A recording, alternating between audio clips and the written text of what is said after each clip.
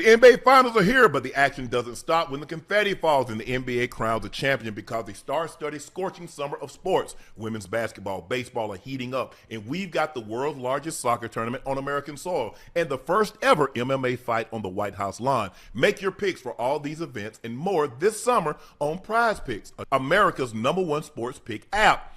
These playoffs have been electric. Victor Wembanyama has been out of his damn mind. More. Legacies are on the line of the 2026 NBA Finals. Get action on the biggest NBA games of the season and make your picks on everything. Points, rebounds, dunks, three-pointers, fantasy scores. Before the NBA champion is crowned, Prize Picks is a preferred partner of the NBA. Download the app today. Use code Shannon to get $50 instantly in lineups when you play your first $5 lineup. That's code Shannon to get $50 in lineups when you play your first $5 lineup. Prize Picks, a preferred partner of the NBA.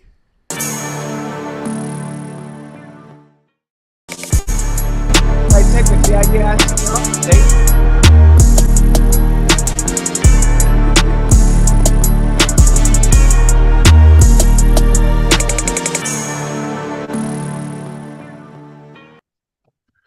Good evening, ladies and gentlemen, and thank you for joining us for another episode of Nightcap. Y'all know who I am. I'm your favorite Ugg. There's my partner and co-host. Damn, Cambodia. Hey, stop being sure night, Cambodia. Hey, man, look here, man. If y'all want y'all a partner that the girl ain't all in the background trying to, drop music videos and dance all in the background, man, come on over here to the club. Come on over here to Nightcap, man, because, man, hey, Ocho Cambodia, she all in the background dancing. Yeah. Y'all know who that is. That's the Liberty City legend. That's the Bengals Ring of Fame Artery. That's the route runner extraordinaire, the Madden rating adjuster, a former Pro Bowler and an All-Pro. That is Chad Ochocinco Johnson. And the permanent third member of the Big Three. Y'all know him. Y'all love him. He's a University of Arkansas alum. He's a Little Rock, Arkansas native. He's a 7-time NBA All-Star. And he's the smooth shooting, clutch making, basket getter. That's him from the Atlanta Hawks. That is Iso Joe Johnson. Please make sure you hit that subscribe button. Please make sure you hit the like button and go subscribe to the Nightcap podcast feed wherever you get your podcast from. We would like to thank each and every one of you for helping Nightcap to become the success that it's become. It's only because of you. No matter how entertaining, no matter how informative, no matter how educational we are, it only matters to your eyes, ears, and your word of mouth. And you have made Nightcap a success. You have made Nightcap sit at the top of the charts, and we cannot thank you enough. So again, thank you for your support and your continued support. Those looking to purchase a bottle of Shea by LaPortier, head over to LaPortier.com if it's currently unavailable in a store or city near you. State or city near you. It is a premium VSOP. Hey, the best tasting premium VSOP cognac on the market, although it drinks like an XO. Hey, try it compared against other cognacs, and you'll be able to taste the difference immediately. We had an event tonight. I want to thank MCK for hosting us. You guys did an unbelievable job. Eagle Rock, our distributing partners, you did an unbelievable job. And everybody that was in attendance, I would like to personally thank you from the bottom of our heart. I thoroughly enjoyed it. Hopefully you enjoyed the evening. Hopefully you enjoyed the cocktails. Guys, hey, MCK, if you're in Atlanta, it's a nice spot. It's right there on Peachtree. It used to be the old McKinnon's restaurant. I don't know if you guys have ever been. It's right there on the backside, right behind that Wells Fargo. That's on Peachtree. What is that street? Peachtree and what? Peachtree and Piedmont. Right there on that street, Peachtree and Piedmont. So, hey, guys, if you get an opportunity, go check it out, man. It's unbelievable. We got a very special guest joining us tonight. Ocho, you're going to love this. Jaron Boots Ennis joins us in about 30 minutes. But first, De'Aaron Fox says he sacrificed his game for the betterment of the team. Obviously, I'm not shooting the ball as much, but coming here, I knew that was the way it was going to be. As a player, you sacrifice for the betterment of the team. There are times where I need to take shots or times where I don't take as many shots. But at the end of the day, you need to make shots that you take. Joe, should De'Aaron Fox be sacrificing more or less of his game, or should he become more aggressive in order to take the pressure off? I don't think he should be sacrificing, fellas. I think he has to be aggressive, to take some pressure off these other guys. I mean, he's the quickest, fastest guy on the court who can get to any spot he wants to. I'm not worried about, obviously, his shooting percentage, but he has to still be aggressive just to put pressure on the defense and make them loosen up a little bit, hey man, they're in the finals, bro. It's Yes. we can't make excuses now. We just got to get the job done. I think he has to be aggressive. He has to have some big games in this series for them to win. Yeah, but I think the thing is, Joe, I don't think he needs to take No. 30 shots because he's not playing with a player he's never played with a player that's the equivalent Right. of Wemby. So naturally, you're going to have to, obviously, maybe not. I'm not saying you need to take 5 shots, but I'm not saying you need to take 25 shots either. You're going to have to find there has to be a balance somewhere in there, Ocho and Joe, that he can find it where I can be aggressive, but not be because, bro, you're not in Sacramento anymore. You would have never been in this situation in Sacramento. And maybe that's one of the reasons is that first of all, you didn't have the level of talent that you have surrounding you now. And obviously, when you're in that situation, you have to sacrifice something. If you go back and look at LeBron and all those guys when they teamed up, you go back and look at KD and Klay Thompson and Steph when they teamed up, somebody has to be sacrificed, some parts of their game, Joe, in order for this thing to be successful. I'm not saying you take 5, 6 shots, but the thing that you need to take 25, 30 shots like you did in Sacramento, I don't think that's a good idea either. Go ahead, Joe. And Joe, and correct me if I'm wrong. Obviously, when you have to sacrifice and you come to a team where you're playing with better players and you're not in Sacramento, as opposed to sacrificing, your shot selection and efficiency becomes that much more important, right? Man, you have to become more efficient when you have so many guys around you who can play, bro. I take y'all back to 04, 05 when I played on that Phoenix Suns team. I'm telling you, I knew that I wasn't gonna get no 18 to 20 shots a night playing with Sean Marion, Steve Nash, Amari Stoudemire, and Quentin Richardson. But the damn shots I did get, Ocho, I wanted to be efficient. You know what I mean? I wanted to be hella efficient, bro, so I could put my stamp on the game. And what Fox has to realize, you ain't gonna get 18 to 22 shots. Maybe. But for the most part, you got to be efficient, bro. You can't go 3 for 13. If you're going to shoot 13, 14 shots, they need you to go about 7 for 13. You need to shoot 50%. You know what I mean? Yeah. He has to be efficient. And I think he's a good enough player, bro, to where he's able to do that. Like, there's nobody out there on the court who can stay in front of him. He has to know that. And he has to use his quickness to his advantage, bro. Right. Getting the spot, shooting his floater, making plays, shooting with confidence, shooting his middies. He has the game. He just has to bring it out. You know that notice, Joe? I know that notice, Joe. When people say sacrifice, what they mean? Only on one end of the court. You notice that, Ocho and Joe? Did he sacrifice any defense? Did he sacrifice his assists? So what did he sacrifice, Joe and Ocho? Shots and points. You see? Everybody likes to judge themselves by how many points I scored, how many catches I had, how many touchdowns. Okay, when you sacrifice on one end, did you pick up something else? Because if I sacrifice one bill, Joe, your mom sacrificed one bill in order to pay something else. She didn't sacrifice. She sacrificed one thing, Ocho and Joe, your grandma, Joe. She sacrificed one thing to do another. My grandma sacrificed one thing to do another. If you notice, I had to sacrifice a large portion of my game. So normally, I say, you know what? If I sacrifice on the offensive end, maybe I can pick it up on the defensive end and create an opportunity for me to get another shot. Maybe if I get a steal, I get an easy layup. Maybe if I poke the ball away from behind, they pass it out, I get me an easy 2-4 points like that. You notice everybody when they sacrifice, what do they sacrifice? Don't nobody say, well, I sacrificed my defense. I sacrificed my playmaking. Hey, go ahead, Ocho. Uncle Joe, you got to understand. Now, what he talks about when he's saying sacrifice, he's going to bring up the points because of what he done when he was in Sacramento. And then, what else people are going to point to, Joe? Look at the money he's making. Look at the deal he signed. Yeah. So the deal that he about to go into that. He about to go into that big extension, Joe and Ocho, where he makes, I think, 51, 52 next year, 53, 58, Joe, then 60. Imagine they ain't paying you 50 some million to play no damn defense. They ain't playing you 50 million to set no picks. Huh? Joe, stay with me now. I'm with you. We paying you to score. So when you do have a night where you're 3 for 13, come on, somebody talk to me now. Hey, they paying him to lead, fellas. They paying him to lead. He's the veteran. Listen, I don't know if San Antonio knew they was gonna have this much talent on this team. You know what I mean?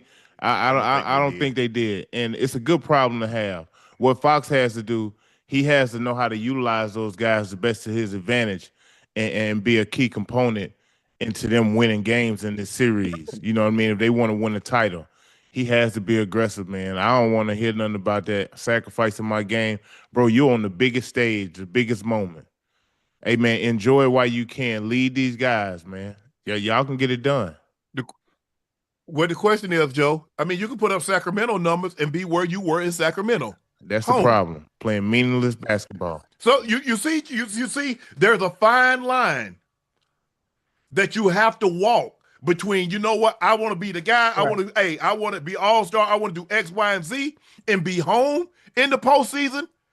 Even if you make it, you going home in the first round, or sacrificing, finding other ways to contribute other than scoring and being in the NBA Finals and potentially winning a championship. Because as a key contributor on an NBA or a World Series team or a championship team in football, it changes you. It changes the way people look at you. It changes the way people think of you. We look at Draymond Green in a totally different light. Draymond Green could have those same exact stats on a team that has not won championships, and we're not looking at him because everybody tries to devalue, talking about, yeah, you only did that because you was with Golden State. If you was with Detroit, if you was with this team, and you ain't have these championships. So that is the fine line that you really have to walk as an athlete, is that, do I want the gaudy numbers? And we love to be Kobe and average 30 and still go to the NBA finals. We would love to be Jordan and average 30 and go. We would love to be Jokic and put up, in LeBron and these guys to put up gaudy numbers. But everybody can't do that. Everybody can't be the lead dog, still get their shots. KD sacrifice, Steph sacrifice, Clay sacrifice, and all for the betterment of the team. And that's what you're going to have to do, Fox.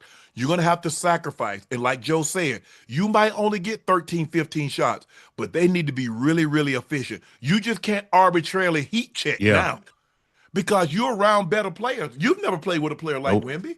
And the guards, that they might be younger than you, but you haven't played with guards like Castle.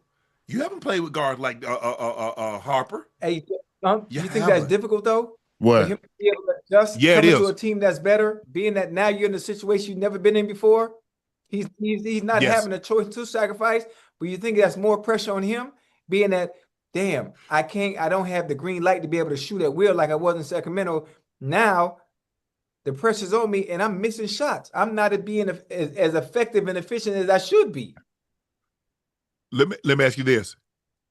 Do you think you could have still put up the same number you put up in Cincinnati if you were getting the same opportunities in New England? Oh, yeah. But they were throwing me one ball a game. Exactly. So now all of a sudden he goes from like always having the green light to getting 19, getting as many shots as he like whenever he like, to all of a sudden having to play because you got Wemby, you got Harper, you got Castle, you got other guys. So yeah, it absolutely is. I'm glad you said that. Now basketball is different from football. He has the ball in his hands. What if he decide, Joe, at will, to just take the green light and just shoot at will? Don't worry about they'll have it there right. And it don't make them no better team with him playing like that. Unless he's scorching hot, Ocho, to where he on fire. Yes. Right, and they give it to him. That's one thing. But for the most part, as the point guard, he's gonna have the ball in his hands. So I automatically think he always should be in somewhat of a rhythm. Yeah, he may not take a lot of shots, but for the most part, he can play make. Hell, he can defend at a high level. I just think it's so many facets of his game. It's not just scoring, man. It's not just scoring. You can put your imprint on the game, hell, by playing defense, by being solid, making the right play, getting guys involved, getting guys going. I think as a point guard, it's similar to the quarterback in football, bro. That's like the hardest position to play in basketball, especially when you got so much talent around you and you're trying to maximize everybody's potential. That's the hardest thing, bro. And I think Fox has been put in a situation where it's been kind of tough for him. You know what I mean? But I think he can get out this little rut that he in. I give you a prime example. How many points? How many points did he score at Kentucky? Why? He scored more points in high school than he did in college. Why? Because he had more talent around him. And he just couldn't arbitrarily just come down and jack the ball up. Because those guys, guess what? They're in the draft. All the people that played on this team, they were first rounders too. Yeah. So now you have to manage that. And as Joe says, as the point guard, you have the ball. You have to man, this is my time to put my imprint on the game. Nah, hey, let me get Wemby. Hey, take that Castle. Hey, Vassell, Champagne, like he did last night. You saw him dribble the ball, get to the lane, kick to the left corner, boom, here comes Champagne. Yeah. So that is the job of a point guard. That's why it's rare to see a point guard getting 30 and 40 points a game. That's why 30 and 40 point guards rarely get to the NBA finals. Absolutely. Well, that's because they have no supporting cast around them that can score. No, you have to pick. Look, if I'm trying to think, with me, I don't really look at Steph as a point. Because if you look at it, Draymond did more of the initiating of the offense than Steph. He listed as a point guard. Now, Shea is a little different. And Luka is one of these guys. He can have gaudy. He's going to have gaudy numbers because he's going to go off in the first quarter. He's going to be halfway to 30 in the first quarter. Hold on. Because he's going to get up somewhere between 10 and 15 shots in the first quarter. I got a question, though, Uncle What's Joe. that? Think about this. I know we're in different eras, right? And our team is constructed in a certain way where they don't rely on him having to shoot high volumes like he did in Sacramento. What happened if you take an AI who is a volume shooter and you put him on the Spurs? What did he do? Does he stop shooting the ball? Nah. No, he won't. That's in him. And it's going to be hard to get those young guys to really want to play hard for him, Ocho. These young dudes, man, listen, they ain't finna be playing with nobody taking no damn 25, 30 damn shots a night, man. They trying to get theirs too. And that's why people killed. Joe, Rich Paul said the exact same thing, and he got killed. He said, guys, y'all think these guys just want to play defense and rebound the ball while Jordan scoring 50, while Kobe scoring this? I said, this is a different era now. It is a different era. Everybody ain't that guy. Paul got killed because he said, everybody ain't that guy. They got to understand. You say it all the time. Joe, you say it too. There's a pecking order. Understand the pecking order. I mean, what are we talking about? How many guys think they're not that guy, though? What's the problem? What problem did Kuminga have with the Warriors? He thought he was what? Kuminga. Kuminga? I think I'm supposed to be on the same level with Steph. I think I'm supposed to be taking the same amount of shots as Steph. Right. And Jordan Poole got up out of there. These guys are different now, Ocho. These guys are really, really different because they're trying to get to the max contract. Hey, look. Ocho, you're not gonna pay me max dollars scoring 6 points a game. I'm trying to get. I'm trying to get a 5-year 240. I'm trying to get a 5-year 260, 290. That's what I'm trying to get. Me rebounding the ball while this guy scores 60. That ain't gonna get me that. That's gonna get me a mid-level exception. Right. That's gonna give me a bet mid guarantee. Hey. I ain't trying to get that. You know, you got a lot of these young dudes, Ocho, in the league, bro. They trying to prove themselves. You know what I'm saying? Yes. And the last thing they want, bro, is to be with a guy who's a volume shooter. They doing all the dirty work while you shooting all the damn balls, trying to score all the points. Nah, they trying to show they got game too, bro. And Unc, you right. It's a new era, man. These young dudes, bro, they ain't gonna play hard for you, man. I'm telling you, they ain't gonna play hard for you. You coming out here gunning, you know, and it's all about you. Shh, nah, they ain't having that. You know what's so funny is you really got to be that guy, Joe. This is my first time ever hearing that. You're like, you really got to be that guy. You know, I mean, you got to be eons and levels above the next person to be able to take those shots and say, you know what, the hell with you. You really not that guy anyway. That's why I've been given the green light to be able to take these shots. Can you imagine somebody getting mad at Shea because he's shooting 26, 23 shots a night? No, but here's the thing, though, Joe. Ocho, guys believe that if you gave them an opportunity to shoot as many times as Shea, they believe they can put them same damn numbers up. That's your problem, some guys Ocho. that really think that. See, you looking at Shea and say, well, Shea gets to shoot the ball X amount of times. I guarantee you there's a lot of guys on his teams. They might not ever say it publicly, but they believe if they got the same opportunity, the same green light to put up 19 to 26 shots a game, they give you those same points. Yeah. Hey, a lot of cats ain't just gonna defer, bro. It's You ain't, hey, you ain't gonna find a lot of cats like that. You know what I mean? Especially in this era. You know, everybody. It's a new age, Joe. It's a new era, Joe. You're absolutely right. It's a new Yeah, day and time everybody now. think they got game, Ocho. I'm talking about they think they serious with it. Yeah. Hey, Joe, it's one thing to think it, but it's one thing to do it with them goddamn lights on. You're right. And it's one thing to do it not only with the lights on, Uncle Joe, do it every single night consistently. They say if you cut the lights on and give me 26 shots, I'll show you.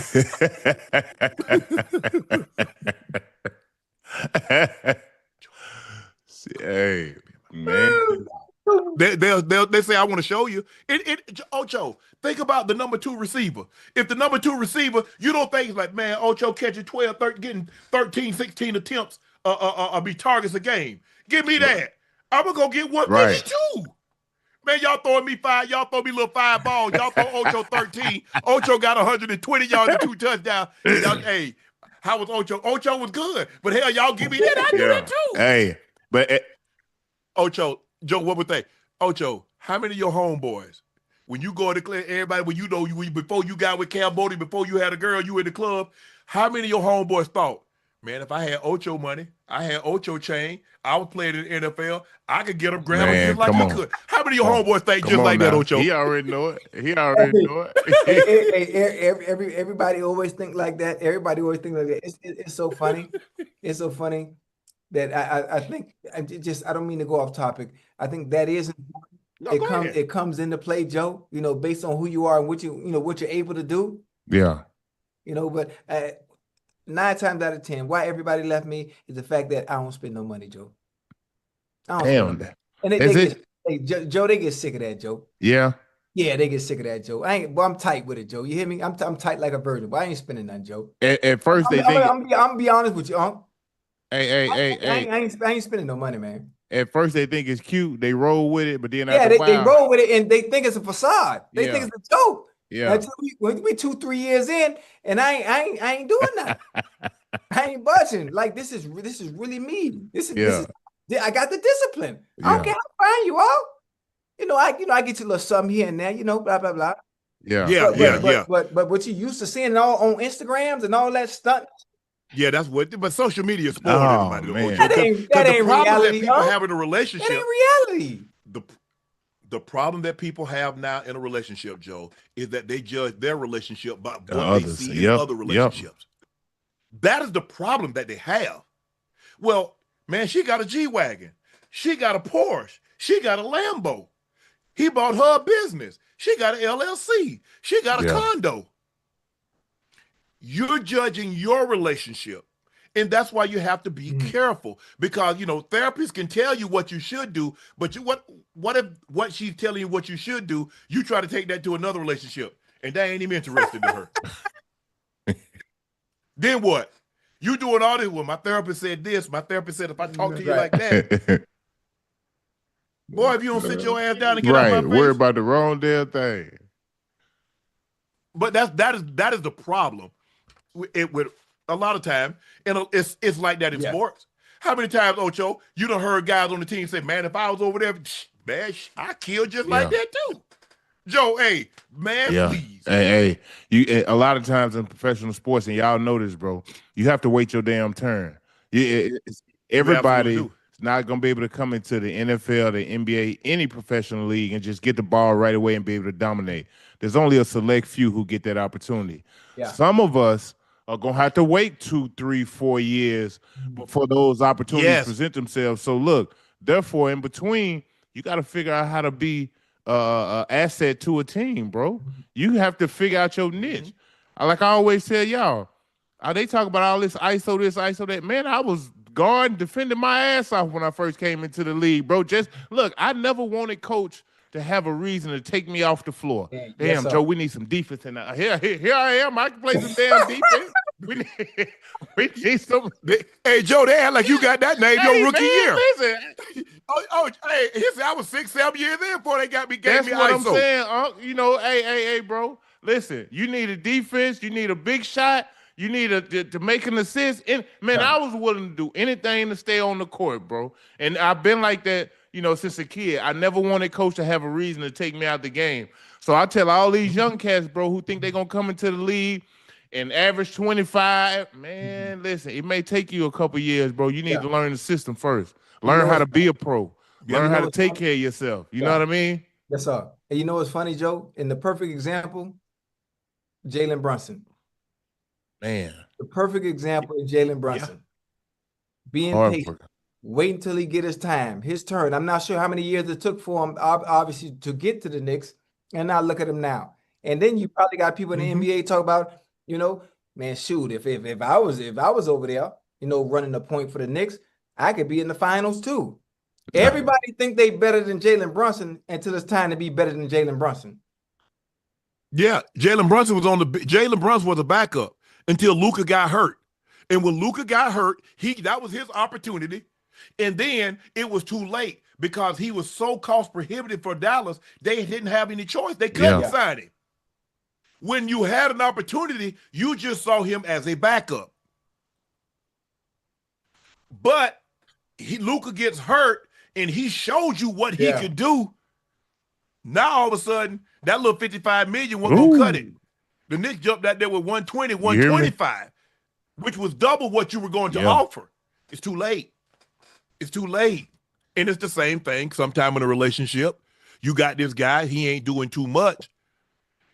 Man, he ain't doing nothing. Somebody out there got a little flashier, got a little bit more. And now the guy Bill, the guy in college, he might be a little overweight. You get the lineman and D lineman. Ain't nobody really trying to holler at them like that. They want the quarterback, wide receiver, running back, DBs. They want the flashy position. Yeah. Well, when that guy grow up and then he gets somebody that you like, why he with her?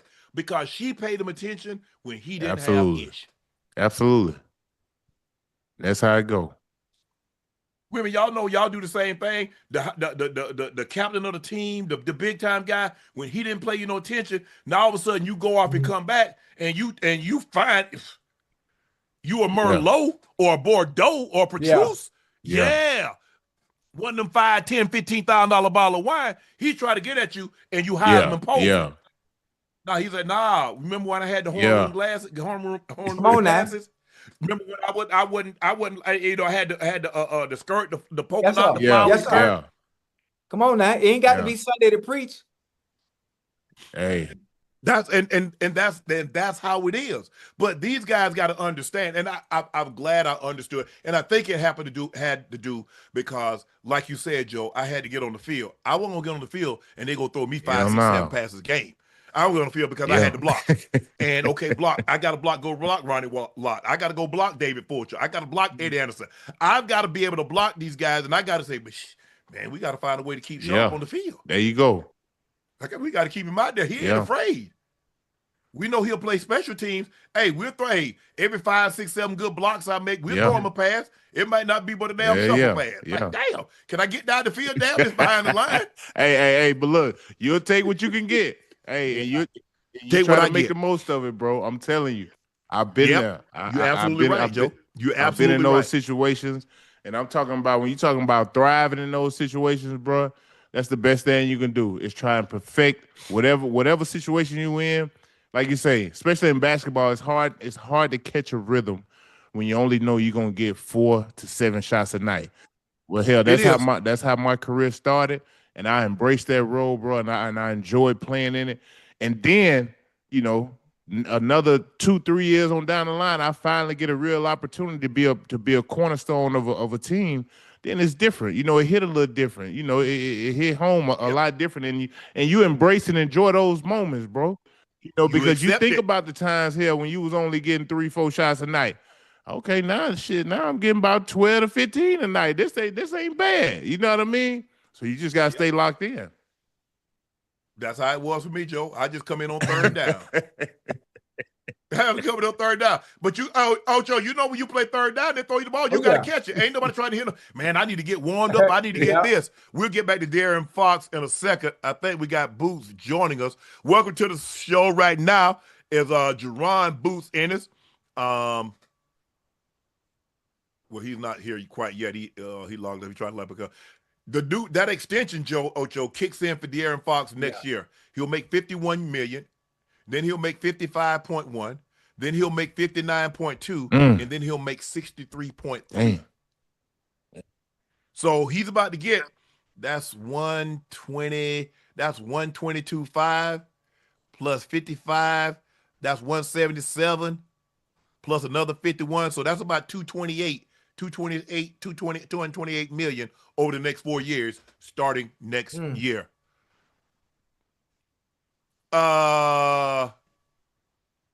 Both, you got us? You can hear me? Yeah. Yep, we There got you you. go. You got us? You can hear us? Yeah, I can hear you. What's up? Okay, What's thank good? you. Hey, what's going on, Ocho? You want to What's take it going away? on? What's happening? Unc, you lead it. You lead it, Unc. I'm gonna take off after you, Okay. baby. This my Okay. time. My sport. Boots, you got Xander Zayas, the WBO, the WBA junior middleweight titles on the line. You're looking to become a two-weight unified champion. Yes, sir. And you this moment, you understand these moments are fleeting, and this is how you try to make your name. You try to, like, when they talk about 154s and they talk about these great fighters of years past, I want them to talk about Boots Ennis moving forward 10, 15 years from now, like they talk about the 154s and the guys in the past. Is that your mindset when you're going into this fight, because you know what's at stake? No, for sure. You know, it's this a legacy, defining moment for me, and then this what it's all about. And I'm gonna show the world, start at June 27th why I'm the best in the world. And we're gonna start right here and knock them all down one by one. Yes, sir.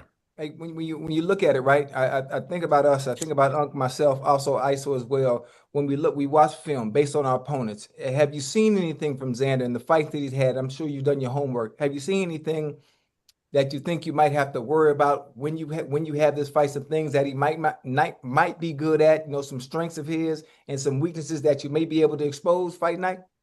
All I'm gonna say is buckle up, put your seatbelt on fight night, man. Y'all gonna see it all on fight night, man. I can't wait. I'm gonna show out and show, and I'm gonna show y'all. I'm gonna show y'all. I really don't want spill too many beans, but I'm gonna show y'all. Yes, sir. That's what's up. Hey, Boots, what's up, bro? It's ISO. What's going on? Hey, big fan here, bro. I love watching Appreciate you play. Likewise. I know Philly has a legendary boxing history, deeply rooted in grit, toughness. What really got you into boxing, and what's some of your favorite boxers out of Philly? What got me into boxing is well, my dad was a former professional boxer. And both my brothers, Derek Pooh and it's a Friday Quiet Storm, and they was former professional boxers. One was at 168 and one was at 154. And it was like a family thing, and I was able to watch my brothers, come up on ESPN, Showtime. Yeah. So I've been around this boxing game forever. So this like nothing new to me. So I've been here before. It's like your first love. I'm saying you started boxing when? How old? By how old were you? I couldn't even walk, and I was in the gym.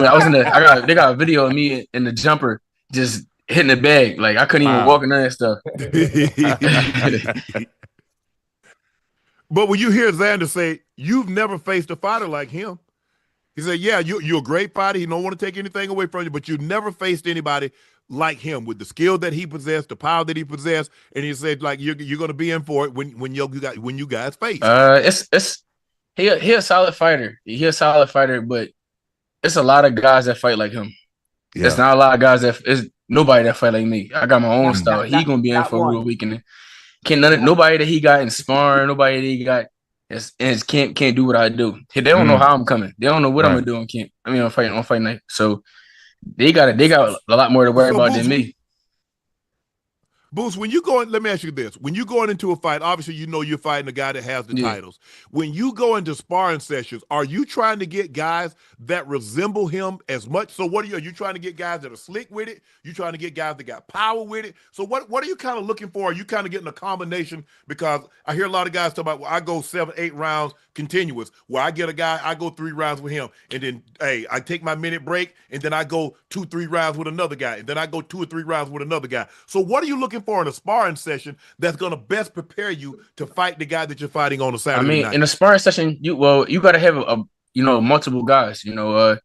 These guys, some of these guys, what I learned coming up in this boxing game, you go watch tape on guys or people might fight this person this way, or somebody might fight this person that way, but they're not gonna fight you that same way. So you got to be prepared all around the board. And that's what we do. We got 60 pounders, 68 pounders, big guys, fast guys, little guys. We got it all in the camp. So you got to be prepared all around, and that way you could work on all different things in camp and not just one certain thing, because you never know. In fighting night, you might switch their whole game plan up. You got to be ready all around the board. Right. Hey, Boots, go ahead, Ocho. Now, what I'm gonna say, I don't want to put the eggs before the. Hey, how you say, I don't want to put the eggs before the chicken.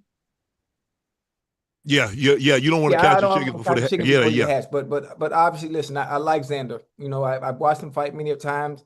I've been to a few of his camps. But again, he's never seen anyone like you before. Based on his style of fighting, you've seen fighters that fight like him before. Your style is completely different. Obviously, being able to switch hit, fight from distance, fight in the pocket, fight at range, anything you want to do. Athletically, you're probably going to be, just being honest, athletically, and when it comes to ring IQ, you're probably going to be two or three steps ahead of him.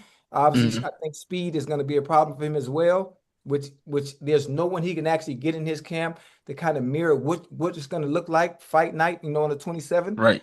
But after this fight, in which is probably going to be a great one based off what you told us when the show just started, is there someone that you have your eyes set on fighting next? Because for you, it's been a problem for you getting the fights that you want, because people are actually scared to fight you. They call you the boogeyman for a reason. People actually fight you. Is there anyone that you would want to fight next?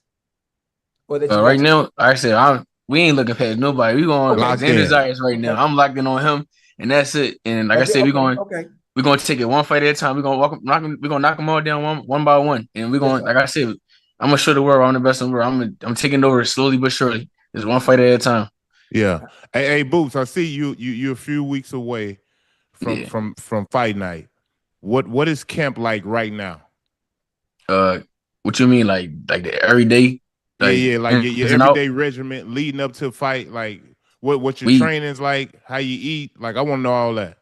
Right now, I mean, I'm on my own schedule. I kind of like, I get up and train whenever I want. I do 3 days and from boxing, sparring, strength conditioning, running, pool workouts. So I break all that up in three different times, each day. So I got a lot going on, and then I rest on my Sunday and then start back go all over and do it again for the week, and camp been going great though, eating right, doing everything I'm supposed to be doing, having fun. This what it's all about. Having fun while you're in camp, so fighting that can be super, super easy. Yes, sir. Is there ever such a thing as overtraining at any point where you think you train too much, where you're not able to perform the way you want to because you've done so much throughout a 8-week camp or whatever it may be? I mean, it depends how many weeks you do for camp. Some guys do 10 weeks, some guys do 8 weeks, some guys need 16 weeks. It depends what these guys be doing. Right. And I don't do too long of a camp, and I try to, because I'm always in the gym anyway. I stay in the gym anyway. So my camp, not really, all I need is 8 weeks. I don't even really need that. But I just do 8 weeks, and 8 weeks of just me locking in and doing everything I should be doing, working on everything I need to be working on. And that's about it. So, I mean, some fighters do it. Like I said, some fighters can overtrain because they doing 16, 10 weeks, 12 weeks. You don't need all that to get ready for a fight.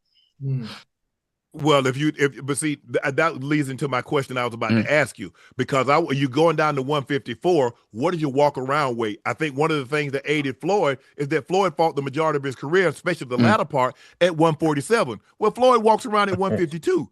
So he don't need but 2 weeks of camp to go cut weight. If guys come and try to come down for the 154 and they 185 and 190, hell yeah, you need 12, 16 weeks to get all that. No, thanks. You're right. You're right. But it's about your lifestyle, how you living outside of camp too. Like absolutely, you gotta eat right and still, you're gonna have your days where you're gonna want to play around, cheat, and eat a little bit of junk food, maybe McDonald's here and there. Yes. Like, hey, you know how I get down, Ocho. McDonald's.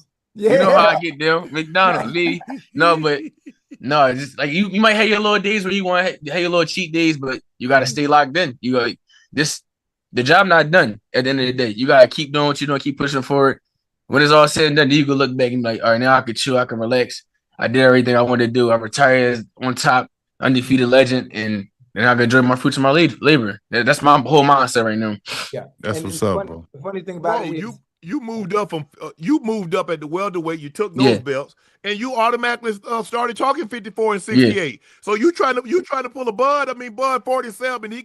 Bud was 40, 47, and then pole vault to 68 and take down a guy that they thought was beatable. Nobody other than had unified the scene. He unified 3 divisions. Yeah, I'm here to stamp my own legacy and take over each division. Like whatever division I'm at, that's what I'm taking. I'm taking it over. I'm taking every belt home with me. That's my goal. They was down there. I was at 147. They was playing around at 47.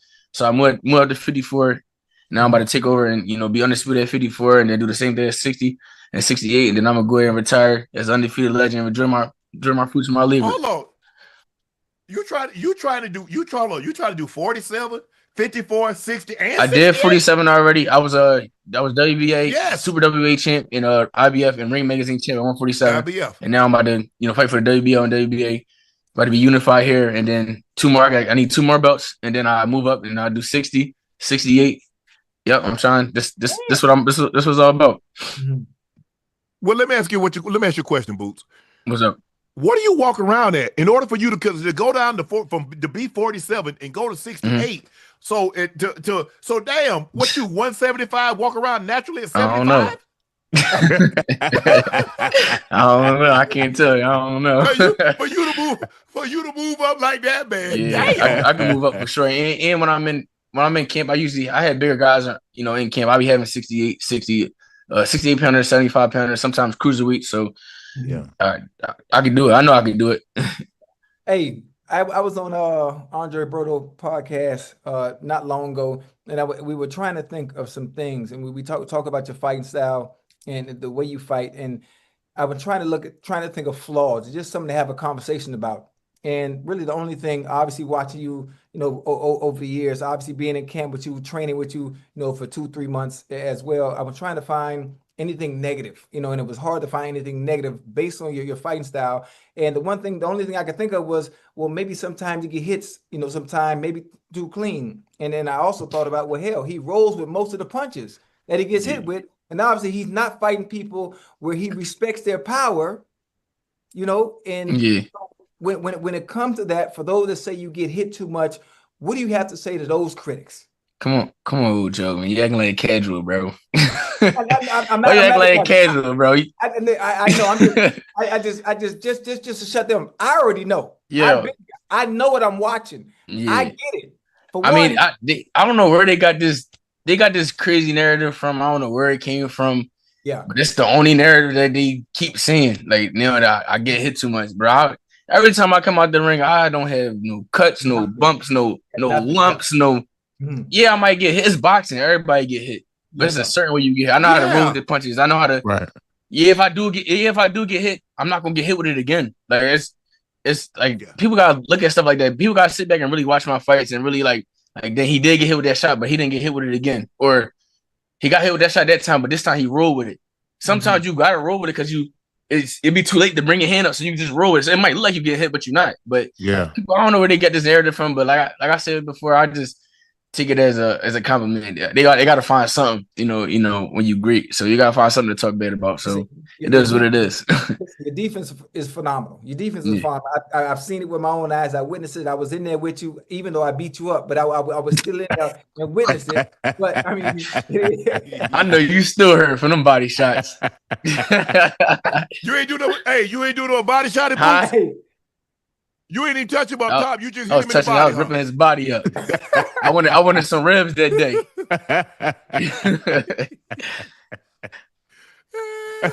Oh, man. Hey. Who's some of the, like, obviously at 147, there have been some great, I'm talking about historically great fighters. You got Hearns, and you got Sugar Ray, and you got Floyd. You've got a lot of fighters at that 147.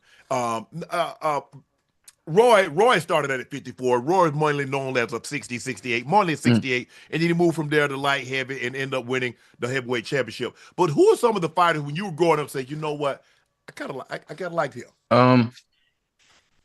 Growing up, I always, besides watching my dad and my brothers, I always watch Floyd. That was my Floyd, Roy, Sweet Pea. Sweet Pea had defense. He didn't have the greatest power, but you talk about, hey, you talk about slip. I'm talking about actually. And Prince Nassim. They was my fourth favorite fight. That's all I used to watch. Like, and I feel like coming up in the amateurs and then like eventually turning pro and all that stuff. I feel like I just meshed my dad, my brothers, and then I took pieces from Floyd and Roy and Pernell and Prince Nassim and like now I started watching like James Toney and Sugar Leonard. Like I'm just trying like still all different things. That's how you get better. That's how you learn and get better. And that's what I've been doing. I just stealing little different things from different people and then just trying to better myself. That's all. If you had to pick one fighter today that you enjoy watching, and when you watch them fight, everything about their style of fighting is the definition of what the sweet science is. Who would that be? Outside of yourself. You like said you would pay you like old time or just come watch them fight. Old school or right now? Today? No, right now, yeah. I'm trying to think. I ain't gonna lie, I like Bam. Connor Ben? No, Bam Rodriguez. Oh, Bam. Okay. Yeah. I think he a complete package. He do it. I think he do it all. Like for today. Right. He's slick. He got inside game. He got outside game. He got pressure fight. He could box. I think he. Besides myself, I feel like it'll be him. Okay, I like it. Hey, who you top 5 Philly fighters? Top 5 Philly fighters ever? Yep. Man, I don't know. Well, Smoking Joe got to be first. Joe first for sure. Smoking Joe. B-Hop got to be in there. Who? B-Hop number 2. Bernard. You could throw B-Hop in there. I never really watched B-Hop too much coming up, so I can't really say. But you can throw B-Hop in there. Joe Frazier, B-Hop. I don't know. I'm missing some. Mildred Teller. I'm gonna be missing some people, but he got robbed against Chavez. He got robbed against Chavez. Yes, he did. He did, and so did Pernell too. That's my favorite fight. Well, one of my favorite fights to watch. Yeah. Man, Steele. Richard Steele was on the fight. Was the ref in the fight against Chavez. Mildred. Yeah. And everybody was talking about, Chavez fighting a great fight. What's called was rubbing his ass up. And then he stopped the fight with like 6-7 seconds to go in the game. Because Taylor would have won the fight if he didn't stop it. Yep. Hey, Boots, you got a birthday coming up, bro, on the 26th. It's the same day as Unc. Who birthday 26? Unc birthday. Oh man. My birthday, brother. Yeah. Oh man. Yeah. We got 3 counselors on here. Yeah. That's what's up. Yeah, I'm about to say that's the day I weigh in too. That's I fight the 27th. And I weigh in on 26th. So it's an early birthday gift to my, late birthday gift to myself. After I win. That's what's up. So I was asking that because I'm sure you probably don't really have much of a celebration you gonna do for real, knowing that you got to fight the next day. Like what? No, my celebration is gonna be me getting in the ring. On 27. Okay, there we go. And putting the hands on them. Come back home with 2 brand new belts. Being a unified, weight division, two division unified weight division champion. That's all I'm worried about right now. That's my birthday gift to myself. That's what's up. You known to be a gym rat, right? After a fight, how long you gonna take off? I get right back. About a week. All right. My last fight was only a round, but I was back in the gym on Monday. But like it depends. Like it depends how the fight be going. If I hurt something or if I'm sore, I might wait maybe a week. A week probably the longest though. But 9 times out of 10, I'm back in the gym Monday or Tuesday. Like right back in the gym. Yeah. Hey, what's the thought process though? When you train for 6 to 8, 10 weeks, and then you go in there and whoop a dude in a round, like, is that kind of ideal for you, or are you like, damn, I ain't even really getting no work tonight? I love it. We don't get paid for overtime. Get in, get out, in and out like a robbery.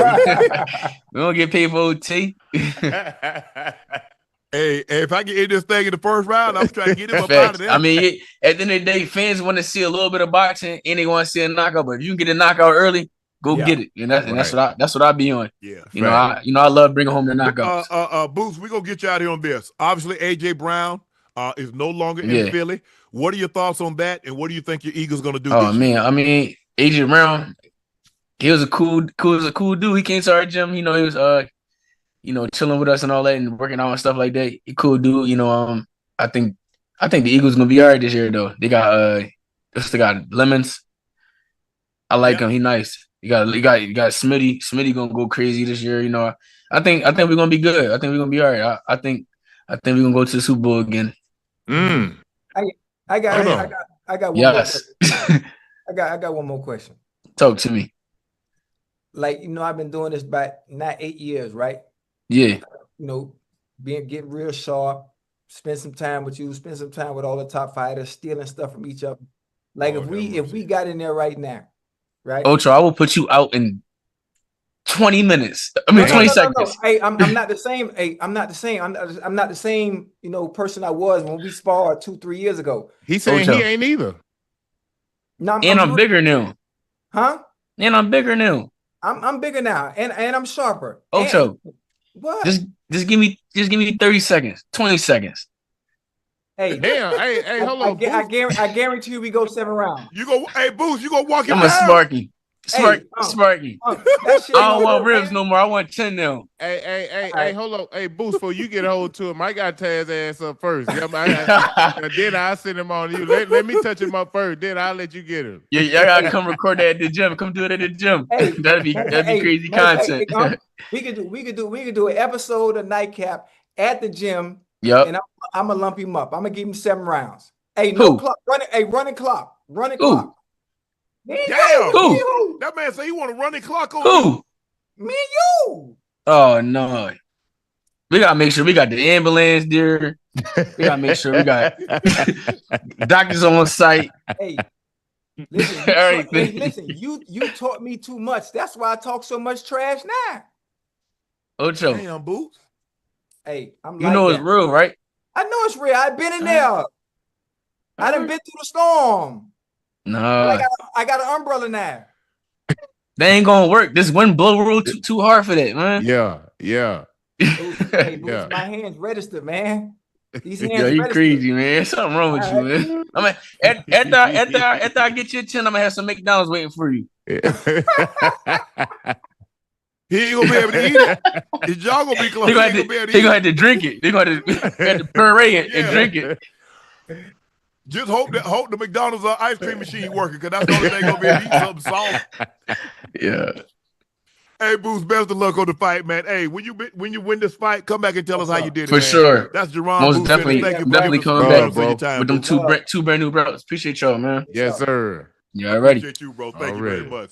Jaron Boots Ennis gearing up for his 154 against Hey, where you Zayas. fighting at, Uncle Ocho?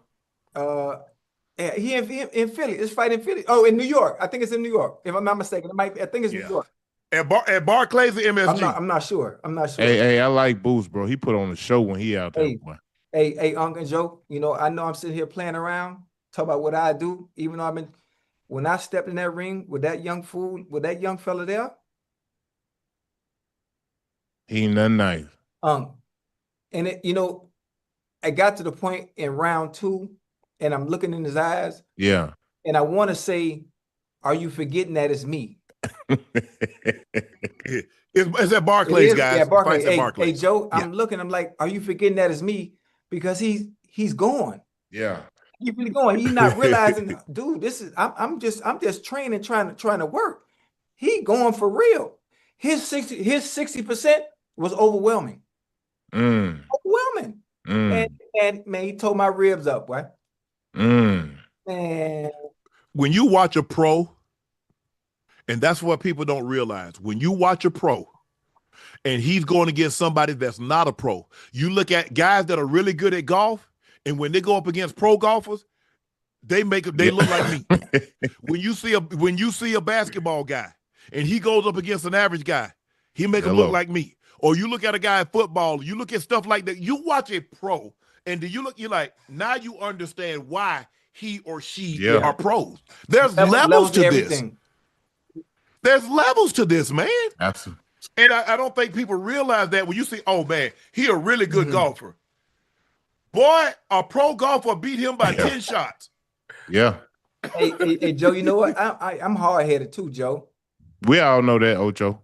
Joe, I done been in there with Boots. I done got whooped. We did 4 rounds. I done been in there with Caleb Plant. They got whooped. I done been in there with both Charlo twins. Done got whooped.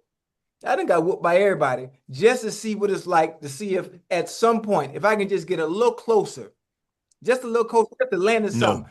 Joe, You started too late. I know. Hey, Joe, I ain't landed a shot in about 8 years. You need to instead of starting 8 years ago, you need to start when you were 8 years old. Right. You got to be able to see them punches, Joe, man. Hey, I can't see shit. And you ain't got but 1 eye too? Yeah, they tear your ass up.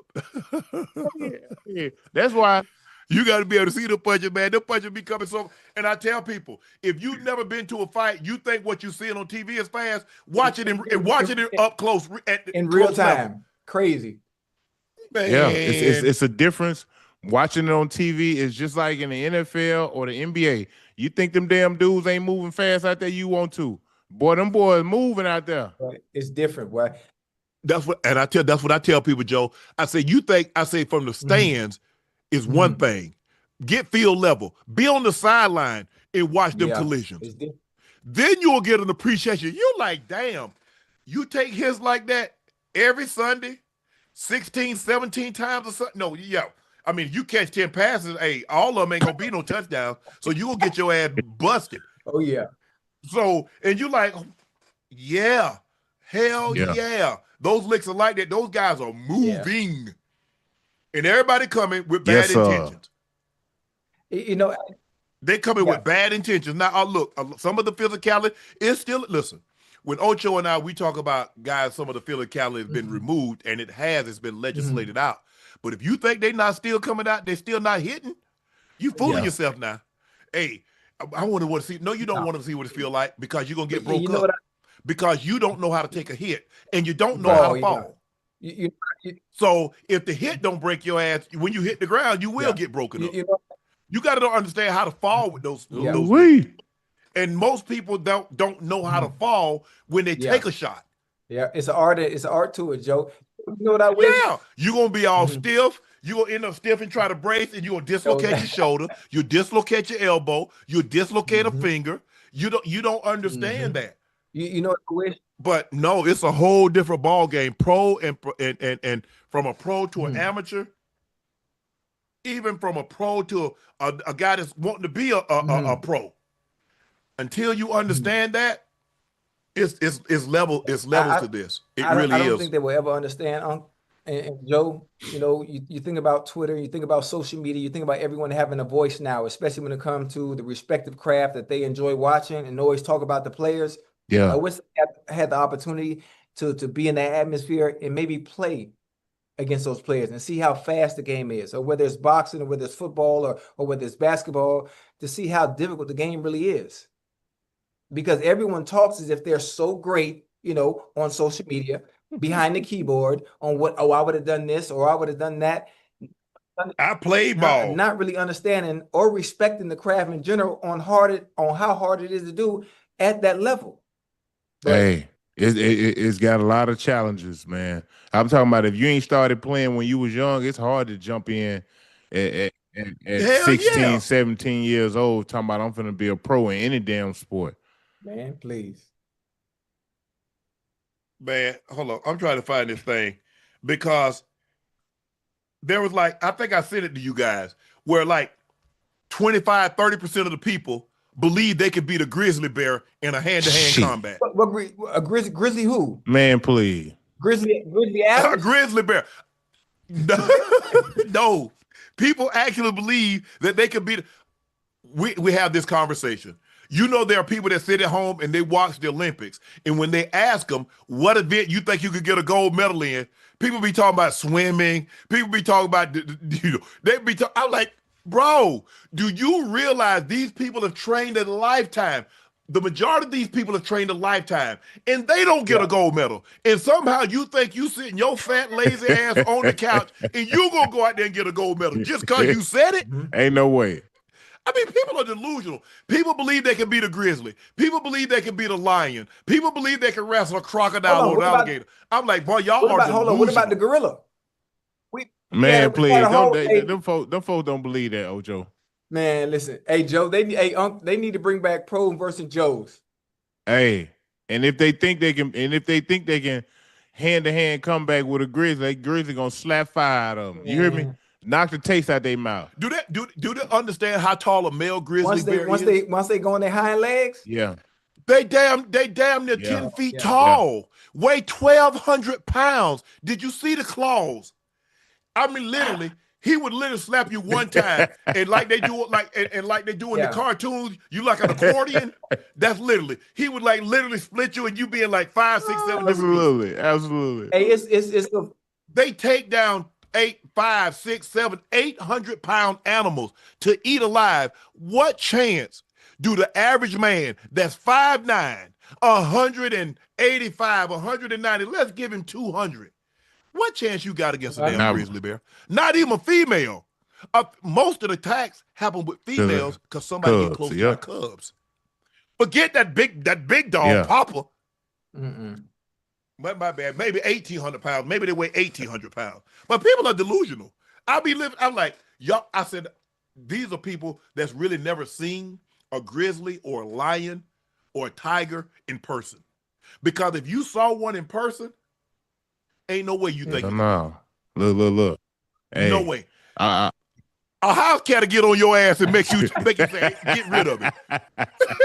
A house cat, one of them orange tabbies that y'all see walking the damn street, he'll set fire to you. You're like, man, I ain't getting no cat, and make you give him away. But somehow you gonna be the 400-pound lion or a 800-pound tiger. Man, y'all better get y'all ass out of here. Hey, you be on there watching Animal Planet like me, don't you, man? Yeah, I watch it too. Them animals ain't no joke, boy. Hey, you better respect nature. You got to. I do. That's why I don't stay. I stay my ass out the woods. He had me in the woods for 20 years, and I ain't running to no panthers. I ain't running to no bears. I ain't running to nothing. Yeah, we kill water moccasins and rattlesnakes and stuff like that, but I'm good. I respect them because I know. I've seen what hogs do to our dogs. I've seen what hogs do to people. Yeah. No. Hey, them big old them male wild hogs my grandmother had tongues like this. You try to feed them, they rip the whole sack. Boy, go up there and get them dogs. Me and Spanky run up there. We let Champ and Bruce out. Them jokers clear the fence. They already know what time it is. They grab them ears and sit down. Hey, listen. Hey, Joe. What's up? Hey, you seen the clip of the grizzly bears fighting? I know you probably seen it. Yeah, I probably have. Yeah. He had him by the back of the neck, a side of it was torn, like side of his leg or something. Yeah, you saw. Yeah.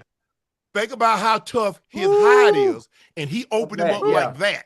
What you think he do to a human? Man, eat your face off. When they take down an elk. Elk weigh 5, 6, 800 pounds. Bro. But somehow y'all gonna beat me. Listen, Ocho, I lived in Utah.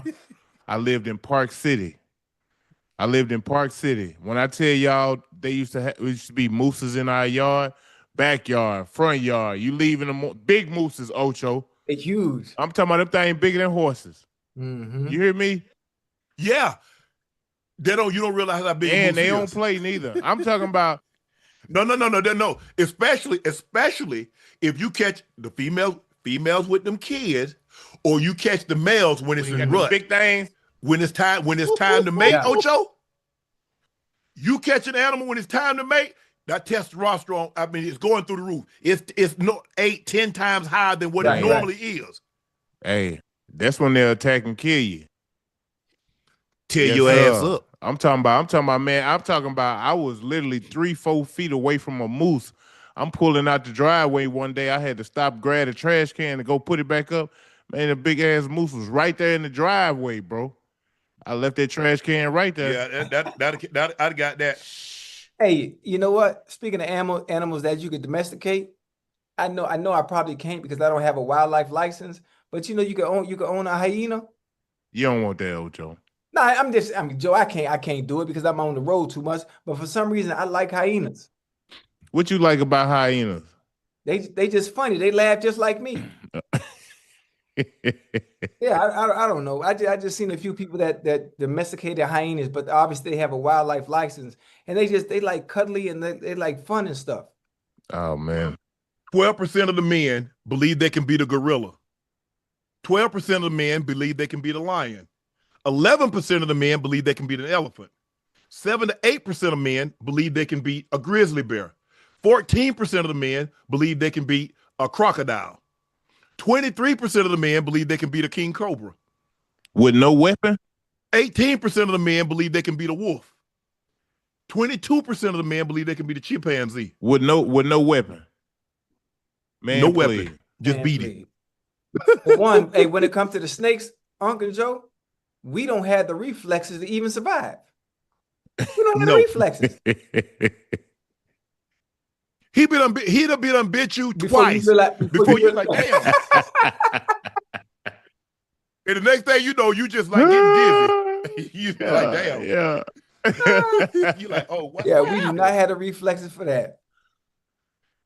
Unless you're a cat. Yeah. You notice how a cat can be right there, and he strike, that cat done move back, that cat done jump back or done slapped him. You ain't got no cat reflexes. I don't understand how they do that. But people are I don't understand how cats do that. I don't understand. If you notice how you hold a cat, Ocho, and you drop him, and he lands on his feet. Yep. Because he turns his back half one way and his front half another way. That's why he always lands on his feet. No matter how close you drop. No how. Yeah. Don't mess with him. I grew up, we used to have cats all the time. My grandmother found a cat at the nursing home and brought her home. Her name was named the Tiger Gal. Man, Tiger Gal had so many litters. Damn. Jesus Christ. Man, I bet you if we had 15 cats, we had 50. Damn. And then every time my grandma go fishing, here y'all go. She like, hey, man, I was like, where did cats come from?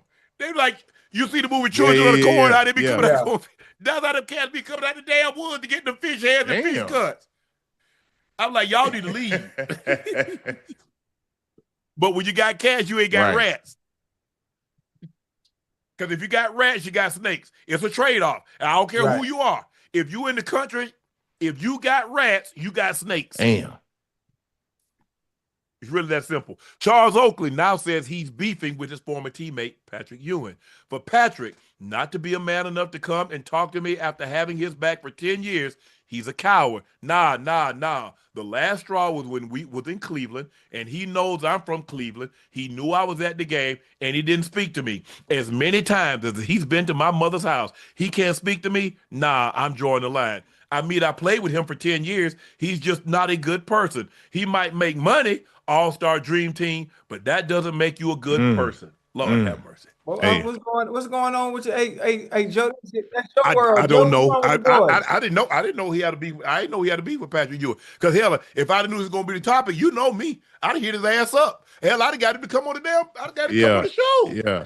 Hell, I know him. Hey, Uncle Joe, we on the other side of the hill, man. We on the other side of the hill. We ain't got. We not supposed to be beefing. At our age. Not at our age. They got to fix that. They got to fix that, man. I don't think you can fix it, Ocho. I'm gonna listen. I know Oak. Been knowing Oak 30 years. Oak is the type of dude, if you cross him, it's over. Yeah, but it really like that. It's just that simple. Crossing, huh? He didn't speak to him. That's really nothing to be angry. Well, I think it's more to it than that, Ocho. Yes, it's more to it than that. That was just one incident he probably pointed out. Considering the fact that he from Cleveland, was at the game, and I'm at the game, and you don't speak to me. But it's more that doesn't happen than just being in Cleveland. And that probably just took the icing off the cake. You feel me? Right. Yeah. Man, I wish I'd known, because I'd had Oak come on here and tell you what. It ain't too late. Man, it's what the hell he is. I'll get him on. I'll report back to y'all what he tell me. He'll probably want to come on and tell you his damn self, so I don't misconstrue anything. Oak probably got a lot of pressure right now. He need to get off his chest. The stuff with the Knicks, at the Garden. James Dolan, now Patrick Ewing. And he probably just need to release some stress, man. Like just let it all out. Ask Oak if you want to fight. Fight who? Me. No. Come on, man. Chill. No, I'm just yeah. Oh, yeah, well, he done chill now. Hey, I'm I'm like, just bro. saying, Oh, we got so he to can chill. release all that anger, man, and he can just use me as your punch your bag, and then let all bygones be bygones. Oh man, look. Like I said, when everybody tell the stories, what do they tell? Did anybody say, man, dude stepped to Oak like Oak? People don't realize how big Oak don't have a basketball body. Oak got a football body. Oak strong. Man, listen. Now I'm talking about physically. I'm talking about weight room strong. I'm talking about on court strong. Oak is a strong, big ass man. Hey. And when he come about that business, he ain't gonna do a whole lot of damn talking. He ain't gonna do he gonna ask you one time, you got my money? He ain't, hey. You either say, yeah, I got it, or if you say, Kyle, before you say the no, he's slapping the fire from you. I've been. I'm telling you, I know him. Like I said, I've been knowing him 30 plus years. If you borrow money from him and you tell him you're gonna give it back at a certain date, have that man money. Or go borrow the money that you borrowed from him, borrow from somebody else that you know can't whip you, and then you can pay him when you want to. Because if you owe him money, he gonna knock fire. Hey, listen, I've been in the gym, bro. When I done seen it go down myself, Uncle Ocho. Meaning here in Atlanta, we should play at this athletic club over here in Buckhead. I ain't gonna necessarily call out no name. But when he walked in, it was like a loose pit bull. You hear me? And he ain't say nothing. We was miss hooping in the midst of playing a game. Wop. Got his ass up out of there. Had to call them folks on him. Yeah. Hey. Yeah, I'm telling you, he's like that. When people say, "Oh, he just go," no, he done calm down some, and that's why I like. Hey, you're like, man, let's go. Nah, let's go to the restaurant and get something to eat. We don't need to go to the club. Hey, let's go to the restaurant. Hey, let's go to the restaurant and get something to eat. He walked in there and put hands on somebody. Yeah. That man walked into another team's practice and slapped somebody. Just because he was on the phone with a chick and he came there and asking who you talking to. He drove in the middle of the night. That man drove 10 hours to get at him. Couldn't find him. Guess what? They happened to be on the schedule. They had shoot around. Yeah. Oh, walked the gym like, what you say? Fire! Hold on. He slapped somebody at their own shoot around?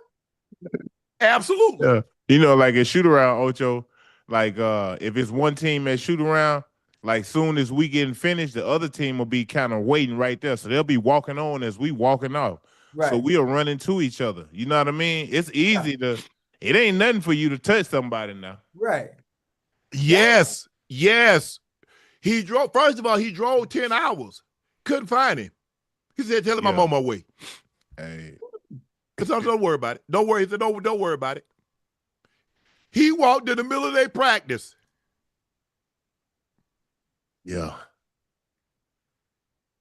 And then told, hey, man, you ain't, and when he slapped the dude and told his partner, well, you should have helped him. Yes. Okay. Yes. I take back what I said. I don't want to anymore. Yeah, man. Hey, leave that man. Like I said, I done hung with the dude at a lot of different places. I know him. Hey, I only know one person who can calm him down, bro, and that was MJ. I got a chance to hang out with him and MJ one night here in Atlanta after we played this softball game. And got into it with the bouncers, the security at the club, Ocho. Couldn't get he about to jump on that boy like a cheap suit. You hear me? Shit, MJ had to come on. MJ had to come from back there and be like, hey. If it wasn't for that, boy, it's finna go down. Yeah. Hey, Joe, jump on him like a what, Joe? Like a damn cheap suit. He finna jump on his ass. I'm like, bro, let's go. Let's go. Hey, we at the club one night up here in Buckhead. He don't like to be touched. He don't like to be touched, and he don't like to be interrupted when he's talking to somebody. because he said that's disrespectful. You see me talking to somebody. Me, I don't, we talking, especially if you don't know that person. He ain't to play with. He not to play with. So you see him like, hey, throw your hand up, throw your head up, and keep it moving. I'm just telling you, because I know all in all, though, he really a good dude, though. No, he ain't no good dude. He a great dude. Hey, he got I could come home because he used to have here. Hey, let me get your car. Jimbo, Sharpe say he need my car. Yeah. Have it at his house. You need something, you be somewhere, let me hold 20, let me hold 30, let me hold 50 grand. No problem. He's a really, really good dude if he rock with you, but don't cross him. And if you tell him you're going to give his money, if you tell, you can borrow 100,000, 200,000. If you give him a date, say, I'm going to have your money at this date. Have that man money on that date. If you don't have his money, he going to walk up to you. He going to say, man, you got my money? And when you say no, Ian, that's all you're going to be able to get out your mouth. That ain't coming out. It's going to be like, it ain't going to be no. It's going to be, Hey. The best thing you can do is not to borrow no damn lump sum of money like that from nobody like, hell no. Hell no. Because it's the principle. It's the principle for him. Yep. That's how you stand on it. But like Joe said, he a good dude. He rock with you. He loyal. He really, really loyal. If he rock with you and somebody talking about you, he ain't gonna let it go down. He ain't gonna let it go down. He said, nah, I rock with Sharpe. I ain't trying to hear that. So you want to talk about him? Take your ass over there. That's how he is. That's how he is. I like them old stories, man. I like that.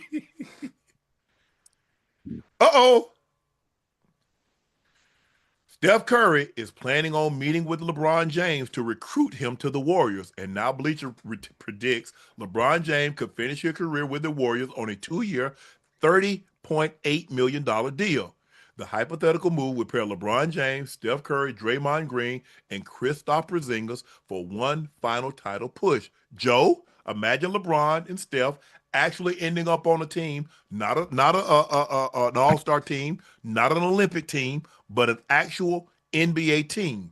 Do you think Steph Curry, Jimmy Butler, Draymond Green, and Kristaps Porzingis, is that enough to make them a title contender coming out of the West? I like that combination. I think Steph and LeBron will complement each other so well. Draymond as well, Porzingis as well. But it depends on the type of the other guys that they gonna surround them guys with, Uncle Ocho. Because let's face it, those guys are up in age, and to think that they just gonna walk through an 82 game damn season, that ain't gonna happen. That ain't gonna happen. So you're gonna have to have some great young talent, guys who know their role, play stars in their role, and are willing to sacrifice. Because at the end of the day, it's gonna revolve around Bron, Curry, and Draymond. And you got to have a lot of these young guys, bro, who be willing to accept that and enjoy their role. So I would love to see it, though. I think it'll change the landscape of basketball. I think they'll be great.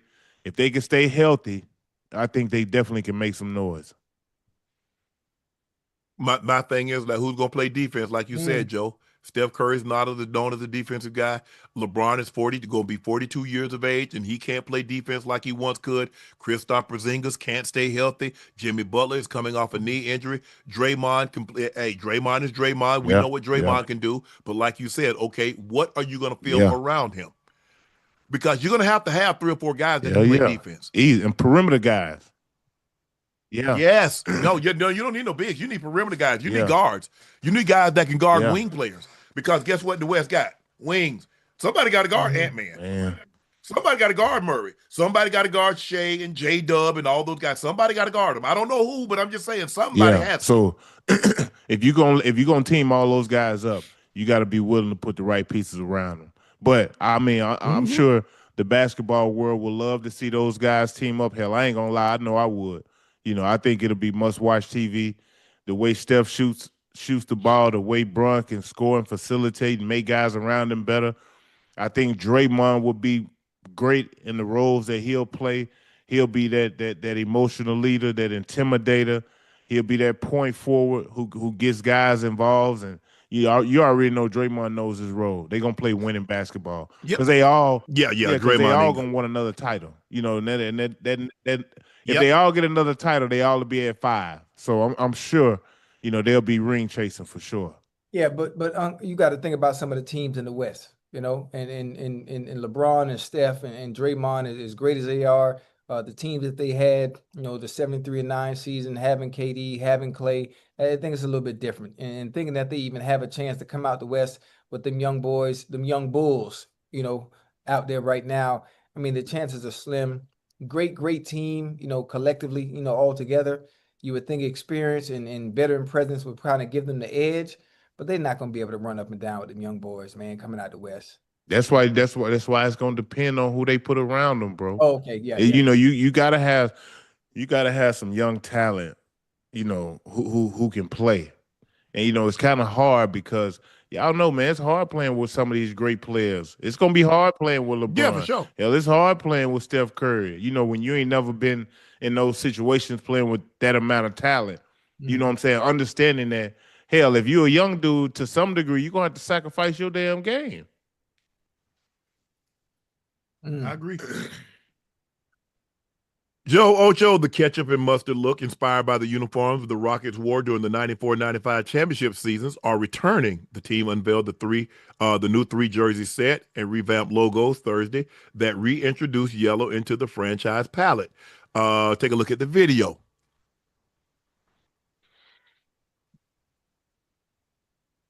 Damn, so hard, bro.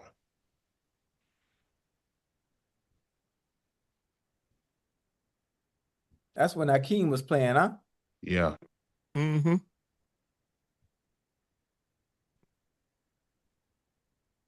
That's cool. It's cool. I like it. I like it. I like it.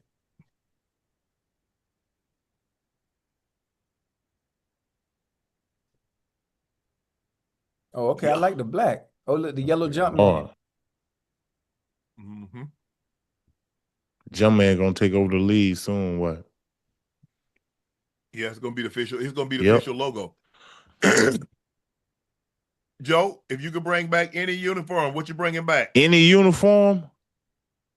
Yeah. Man, I ain't gonna lie to y'all, bro. I love the vintage retro look, especially when they bring it back and they modernize it to where it fits in, you know, with this new age concept. But that Toronto Raptors, I think is probably with the Raptor absolutely on the front of the jersey. Oh, them hard. Like Vince Carter them wore. Yeah, I got a T-Mac. I got a T-Mac #1 jersey with them probably about the hardest retros to me, bro. Them like some of the hardest retros. Now it's some tough ones out here, but them one of the hardest ones. Yeah, I like them. I like the Toronto. I like the old 76ers with the bell with the 70s. Yeah, I like the 76ers. Who else had a hard jersey? I like Minnesota vintage. Them all black ones they used to have when KG and them used to wear. Yeah, those hard. Sixers got a bunch of vintage retro looks. Liberty Bell, they got all. They got Aaayyy used to wear. Oh man, them so hard. It's a few out here. Mm-hmm. Ocho. New Patriots wide receiver A.J. Brown admitted to leaking stories about the Eagles to the media to motivate the team. It was done purposely to give us a push. It gives us everything. It gives everything's legs to push everyone to be better. I feel it was okay to do. Hey, Eagles fan, how y'all feel about that? Because y'all feel everybody made stuff up. How y'all feel about that, Eagle fans? That the guy that was there, that was leaking the story, that people reporting on the stories, how y'all feel? Oh, let me guess. Y'all knew AJ was doing this. Because Ocho, you know what they do, Joe. That's what they do. Anytime somebody give a story, we knew that. Hey, hold on. Put a chat. Okay, let me put a chat up right quick. Because I want to see how many Eagles fans are here that knew AJ Brown was leaking stories. Listen, you never. Damn! Hold on, just a second, Joe. Just a second. Y'all ain't know that? Y'all knew everything. Y'all knew the man was getting traded in October. When you told me and Ocho we crazy, we just trying to start stuff. Y'all just trying to get clicks and like, hello. Hey, Eagle fans, and I know y'all on here. What? Fly, Eagles, fly. Hey, Joe, ain't nobody saying nothing. No. No, he ain't. Don't do all that now. Don't do all that now. Don't do all that now. I want to know who knew that. Yeah, I hate the Eagles. Whatever you want to say. I want to know y'all knew that because every time Ocho and I say something, Joe, they do that. Well, hey, we could tell too. We know that he was gonna run the go route on the left side. We know he running the over route when he lined up in the slot. Y'all knew everything that Ocho and I was saying. Didn't ever play the game and don't know a screen pass from a screen play porch. But they knew. So damn, ain't nobody knew this. Ain't nobody knew this. I'm more concerned exactly what stories did he actually leak that he felt was going to help the team and push them to do better. The mere fact that it's a story that he admitted to doing, it don't matter. He could have said, you know what? We ain't got no pre-wrap. We ain't had no Gatorade practice. Yeah. Right. The mere fact, the man admitted it. Yeah. Did it work? I don't know, Ocho. I think I would have kept that one to myself. Some things better left unsaid. Hello. That's just me. Everybody do handle things differently, Joe. Everybody handle stuff differently, Ocho. Hey, hold on. Would have been for better context? What if the stories that he did leak? What if it was during the Super Bowl winning season? I don't know when it was. I don't think they didn't need no motivation, Ocho. You got to realize how many games they won. Them boys. I think last year. Them boys were cutting, boy. Hey, yeah. For me, after I'm done with an ex, bro, I ain't bringing her back up. I ain't talking about her. Thank you. I ain't got nothing to say. Somebody, hey man, use the date. Yeah, yeah. She great. I'm gonna say I ain't gonna say nothing. I ain't got nothing negative to say. Yeah, that's just me. That's just everybody don't operate like that, Joe. Everybody don't operate like that, Ocho. I ain't got nothing to say negative about my exes. Hey, it didn't work for us. She might be perfect for you. Hello. So ain't no sense in me salting her up. Ain't no sense in me saying whatever she did, she did. He's happy. I'm happy. Bro, great. Absolutely. I'm like you, Joe. What you want me to say? What was she like? I don't know. I mean, you dating her, you'll find her. You tell me in a couple of years. Your you tell me. Going to learn like I did. Hey. Exactly. Because ain't nobody tell me nothing. In a couple of years, you're going to get that call. Man, why you ain't tell me? Yeah, hey. I had to learn the hard way. You're going to learn the hard way too. Hello. I think you're going to find out sooner or later. Hey, should the new Patriots teammates be concerned hearing something like this? That we got another Miles Turner on our hands. Oh, okay. You're going to be all right. He's finna go over there and cut a fool, though. I heard Boutte asked for a trade, huh? Hey, man, say ain't got no balls coming. You got AJ making that money. You got Romeo Dobbs. What you got for me, Ocho? Listen, I want to compete. I ain't worried about that. I don't care who you got it.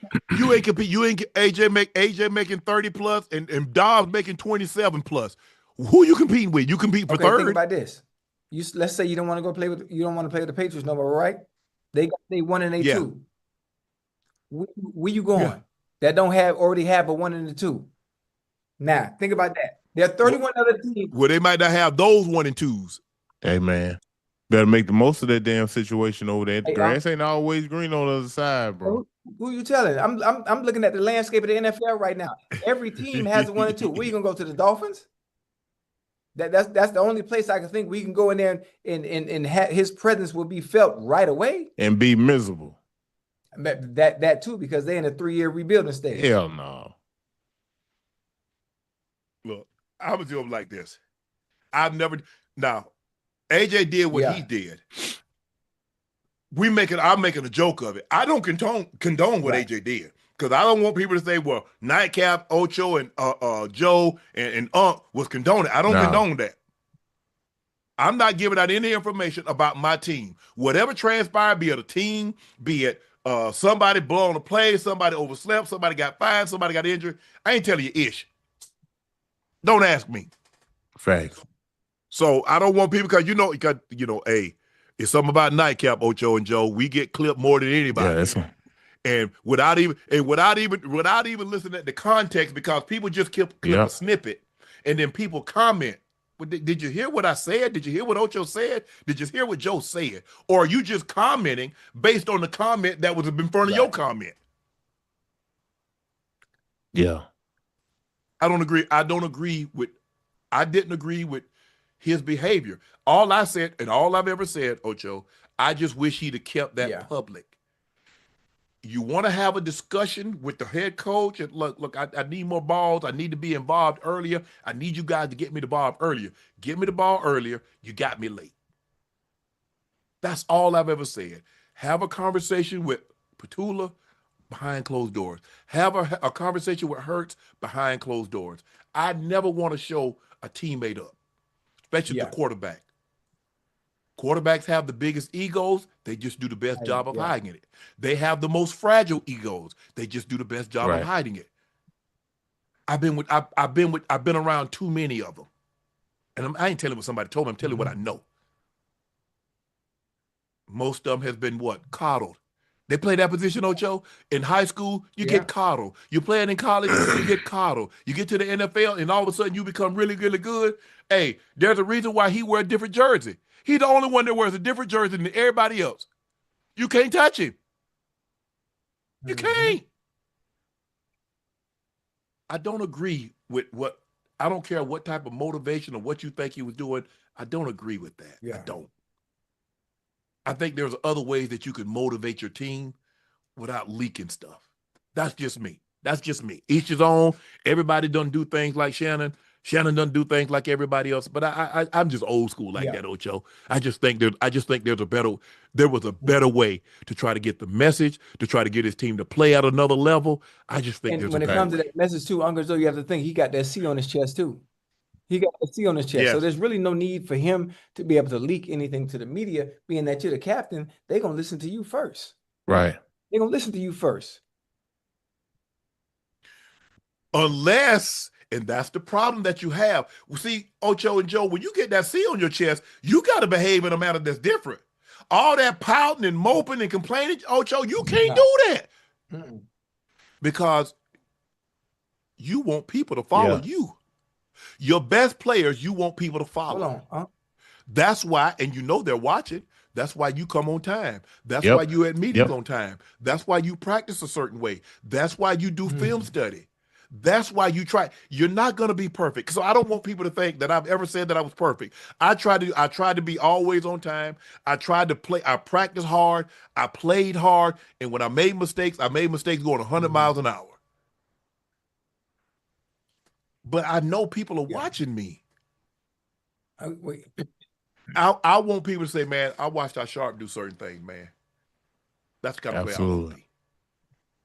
Watch the guy come in as a 7th round draft pick, playing special teams mainly, and become an all-decade player, become a multiple-time Pro Bowl player, become a multiple-time all-pro player, and eventually wound up in the football heaven, Hall of Fame. I love when people like, man, hey, give them advice, try to help them out there, bro. If I was you, I would do it like this. You're going to do it your own way, but I'm just saying, I just think there's a better way that you can do certain things. Okay, Sharpe, I take that under advice, but I'm surprised. Ocho, I ain't going to lie, man. I ain't never heard anything like this, Ocho. I'm not saying that it hadn't happened before, Joe. Because it has. Because I believe it has. But I don't think anybody would have ever admitted to that. Ocho! I mean, listen, I'm with you when you're right. Hold on. How you go? This is a classic example. You get with a new girl, man. I've been cheating on the old one the whole time. The whole time, but I've been going out. What? Yeah. I ain't telling that. Right. Yeah. Hey, Chad, y'all do what y'all want to do with that. Hey, AJ sick of it, bro. But dead serious though. I wouldn't be talking about the X team, bro. Move on. You got a fresh start. Just be great in that fresh start. Everybody happy. Sports Illustrated released their best offensive triplets for 2026. Quarterback, 1 running back, 1 wide receiver, 1 tight end. The Chargers are in 10 spot. They got Justin Herbert, Omarion Hampton, Lad McConkey. So you get a wide receiver or tight end.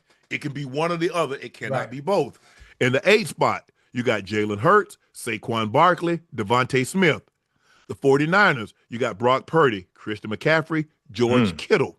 The Chiefs are in the 7th spot because you have Travis Kelce, Patrick Mahomes, Kenneth Walker III. The Bengals are in the 6th spot.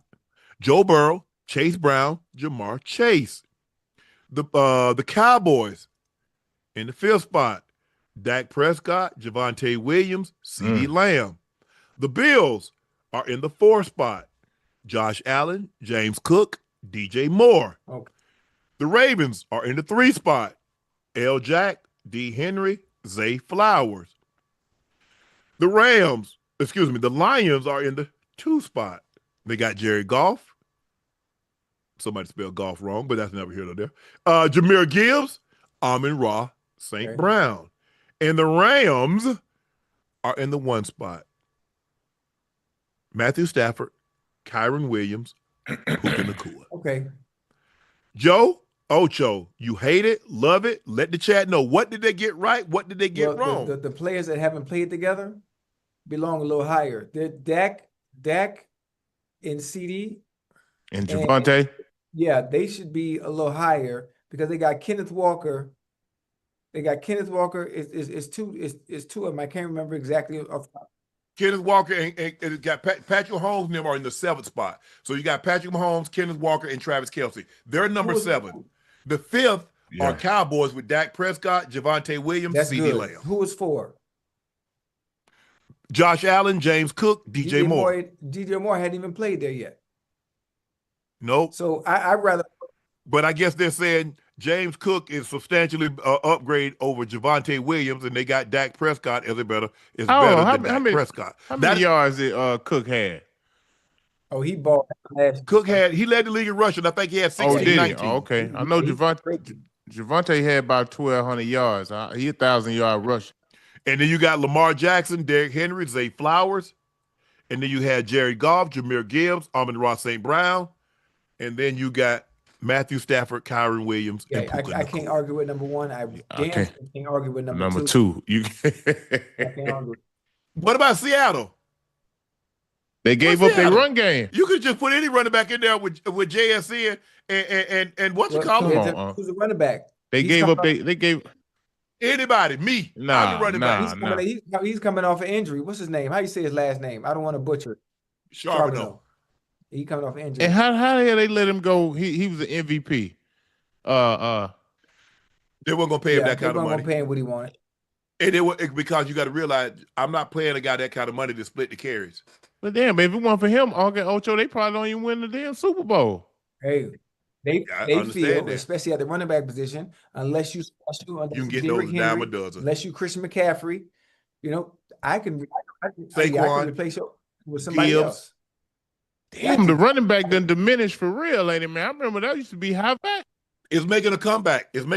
Though, Joe. But there was a stretch there. The running back, they ain't want to pay a running back damn money. You got to be special though now.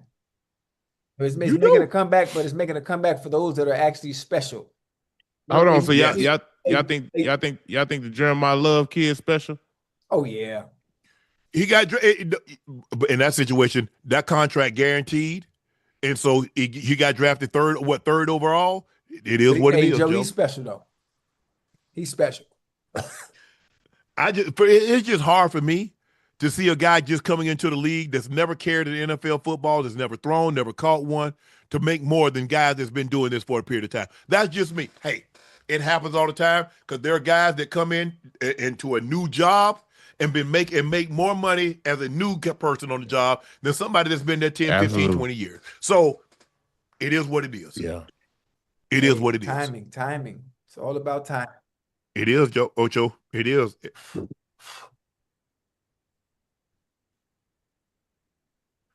Following a decision by an independent interscholastic athletic appeals board administered by the North Carolina Department of Public Instruction, the North Carolina High School Athletic Association Board of Directors convened in a special meeting on Tuesday to consider the matter involving the conclusion of the 2026 8A Men's Track and Field Championship.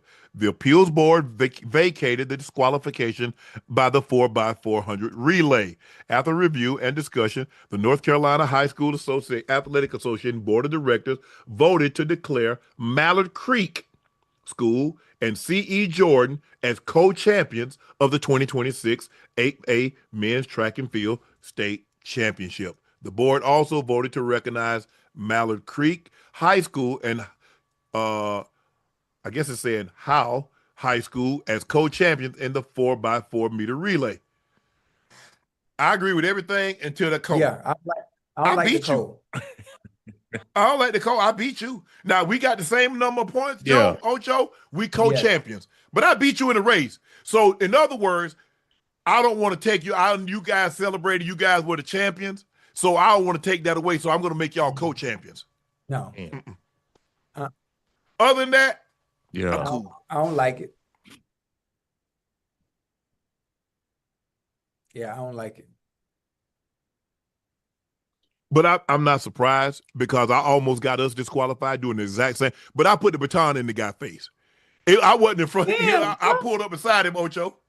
But it was my cousin. So I didn't think that counted. It was my cousin, so I didn't think that counted. Man, my coach, that's the maddest my coach.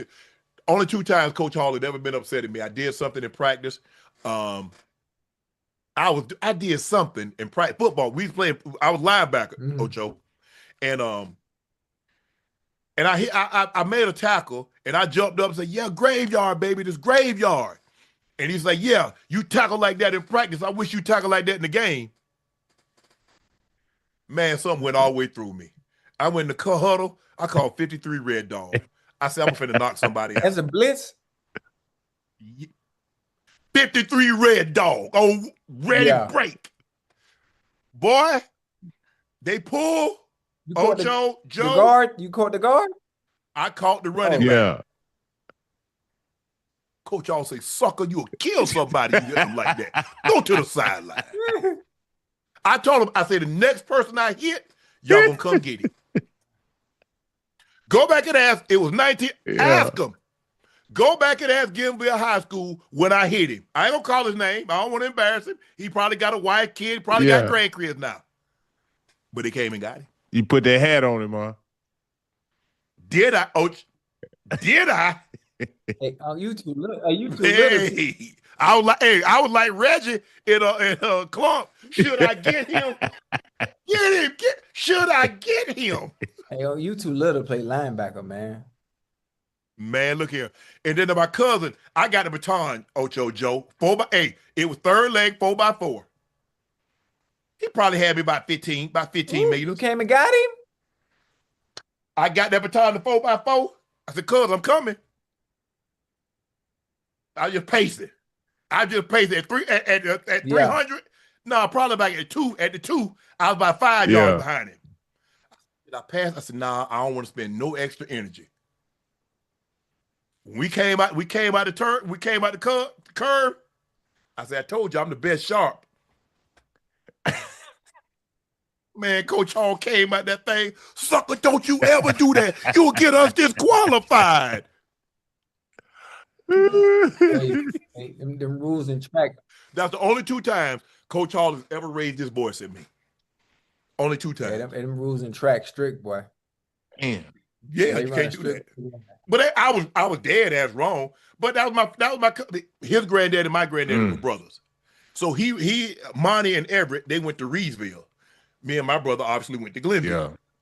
Now, once we graduated, I think like a couple years after we graduated, they merged the 2 schools. Had they done that when my brother and I and was in school, ain't no telling how many state championships we'd have in football and track.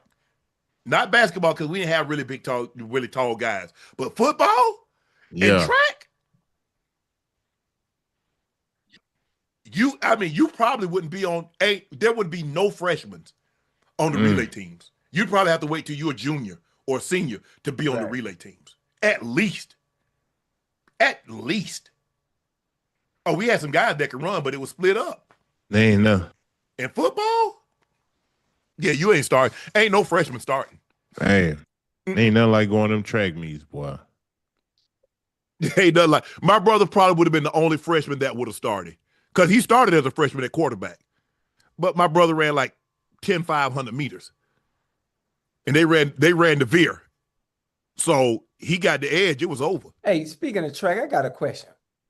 We've been looking at all these track athletes in high school and all these fast You see them fast times, and running 9.8. And I'm confused. Noah Lyles ran a 9.8 today. So you trying to tell me these high schoolers would be able to keep up with Noah Lyles even though he doesn't catch up to the field until them last 30 meters? Something ain't right. Well, what's happening, Ocho, is that some of these times are wind aided. They're getting a +3, +4, +5 mile an hour wind. You only allow +2. So anything over +2. Noah Lyles ran that with I think he had an allowable wind. But yeah, these times are getting fast. I mean, Ocho, you just look at the times that the tracks, the spikes that they're using. You just saw Sawi just run a sub 2. They had 2 guys go sub 2 hours in a marathon, 26.2 miles. 2 guys. And another guy run 2:10, 2:15. Them boys them boys ain't running with that leather, man. Them boys got carbon fiber in their shoes. Yes. And they got the super fast Mondo tracks now, Ocho. With the tracks that they got now and the technology that they got now, Usain Bolt in his prime, Usain Bolt probably gonna go 9.4. Ooh. That's moving. Mm-hmm. Yeah. Yeah. I mean, I just saw a guy from South Africa just run a 46-66 split. 46-60 split. He ran by Lesile Tobogo from Botswana. And Tobogo, he ran 43.03 when he and Rod Benjamin went head-to-head at the Paris Olympics. Oh, Joe, you remember that? That dude went by Tobogo like he was standing still.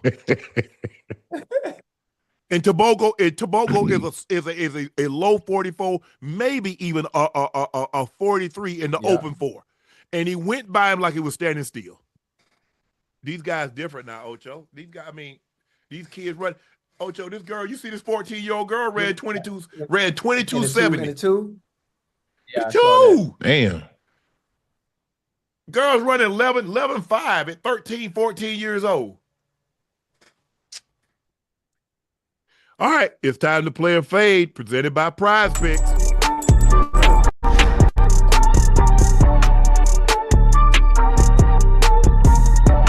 Picks and sticks.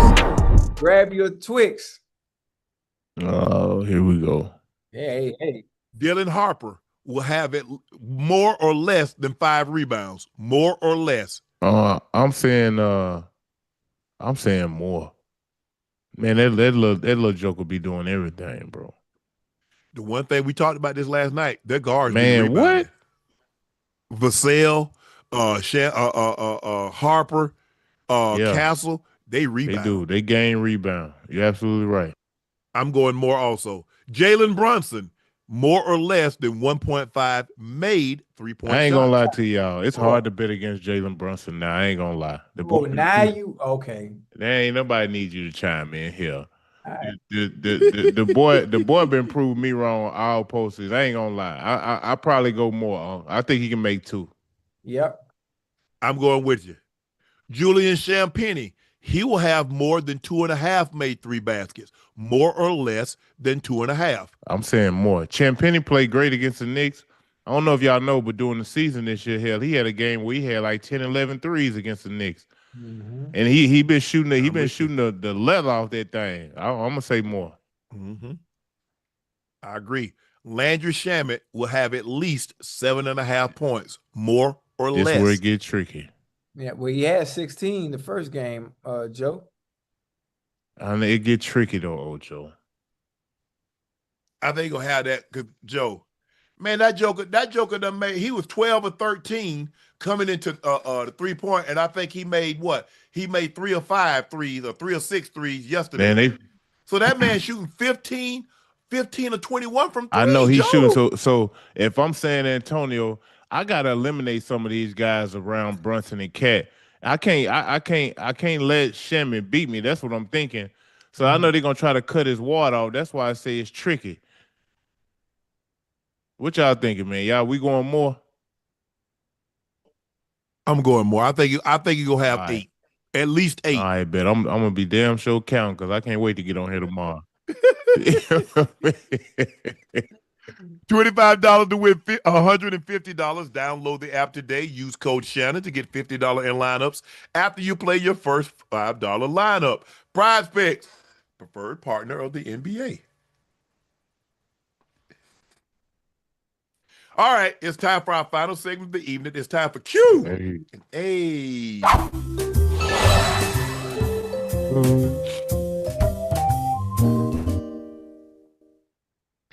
Now time.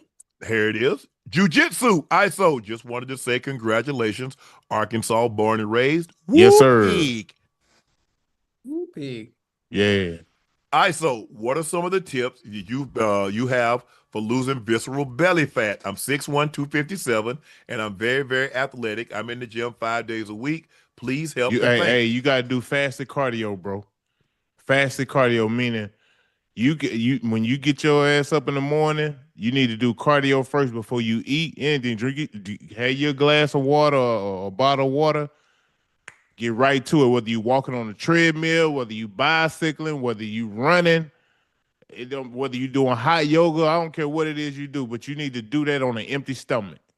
Trust and believe. I promise you that works. Bodies are made in the kitchen, not the gym. It's hard to out exercise a bad diet. It is, bro. You can't. Hell, you can't out exercise a bad diet. You can't, bro. A bad diet. So look. Once you hit that gym, get that work in, you go to eat. You 150 to begin with. You hear this man talk about he 6'1", 257.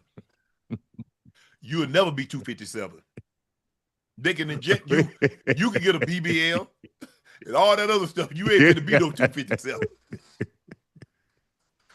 Dr. Frankie L. Bellamy, when ISO win the bet, which jersey you rocking, Dak or CD? You can go even old school and get Emmett to wear.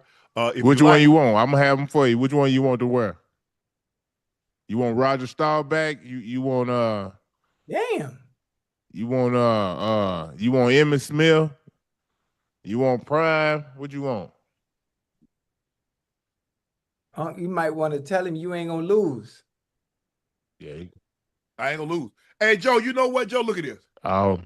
I know you ain't never seen one of these. This all Madden. Once upon a time, this was as important as an all-pro. Damn. Because if John Madden didn't see you play, you couldn't get this. You go ask any guy that got this.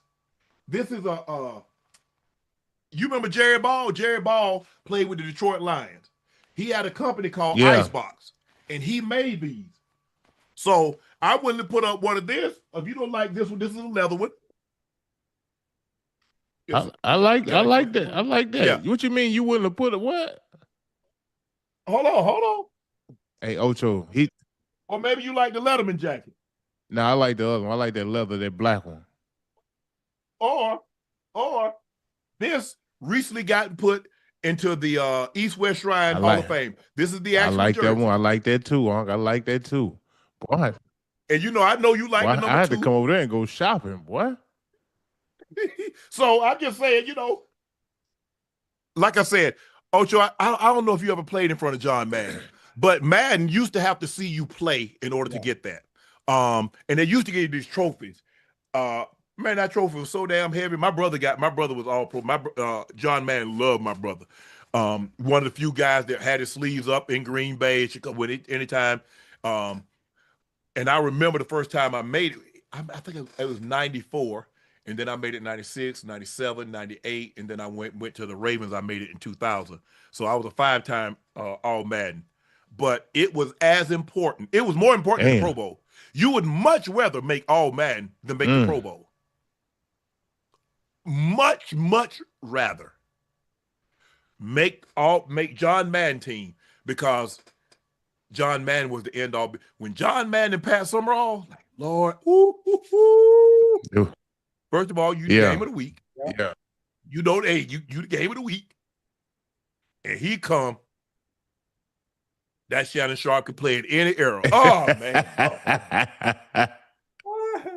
Hey, it's kind of like Dick Vitale talking about you when you were in college, ain't it, man? Yeah. Yes. Yeah. Yes. Yeah. So I'm just saying, Joe, whatever you want. I mean, I got the Kobe's, I got the Stephs, I got the jackets, I got sweatshirts. Whatever you want. We're gonna take our time. It's a long season. We got a long season ahead of us, okay? Never gonna get it, never gonna get it, never gonna get it. Whoa, whoa, whoa. I mean, hey, you better go to Ocho and try to get something. No. What's gonna happen is I'm gonna collect a little bit from both of y'all. From both of y'all. I'm not gonna lose. I ain't really worried about that. Yeah, all right. I ain't either, Ocho. Okay. Fox should take a Billups type role. Fox has proven to be clutch in the fourth quarter during his career. He just needs to manage the game and be the closer. I agree, because he gonna be there. The type of money he gonna be making the next some odd year, he gonna be there. They gonna have to figure that out. They gotta figure that out. I got to say, it's going to be funny to watch Wemby, but man, I'm excited to see this dude in the next Olympics. Also, Knicks in 6, grab you a Twix. Hello. Man, come on. Hey. Oh, Wemby going to try to, man, do you know what because think about it. The U.S. team was in Paris on French soil and took the gold. You don't think France would like nothing more on American soil in 28 than to take that gold back? Joe? And we've won the gold every year since we won it 8, 12, 16, 20, and 21, 24. So we got 5 straight. Man, they want that. What you talking about? They want that.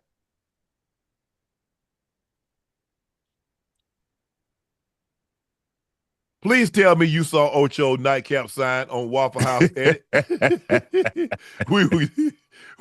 Will we ever get a segment where we meet the team, Ash, Jordan, etc., for Q&A? I mean, you probably see Jordan. You probably seen Jordan.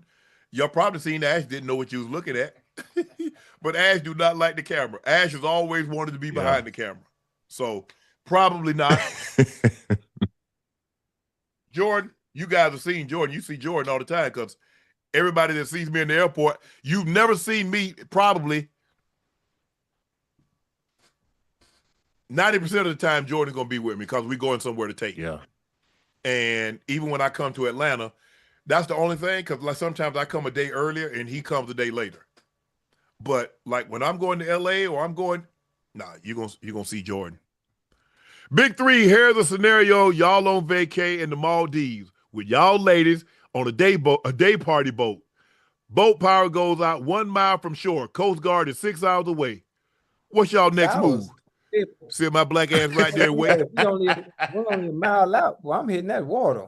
What you mean you hitting the water to do what?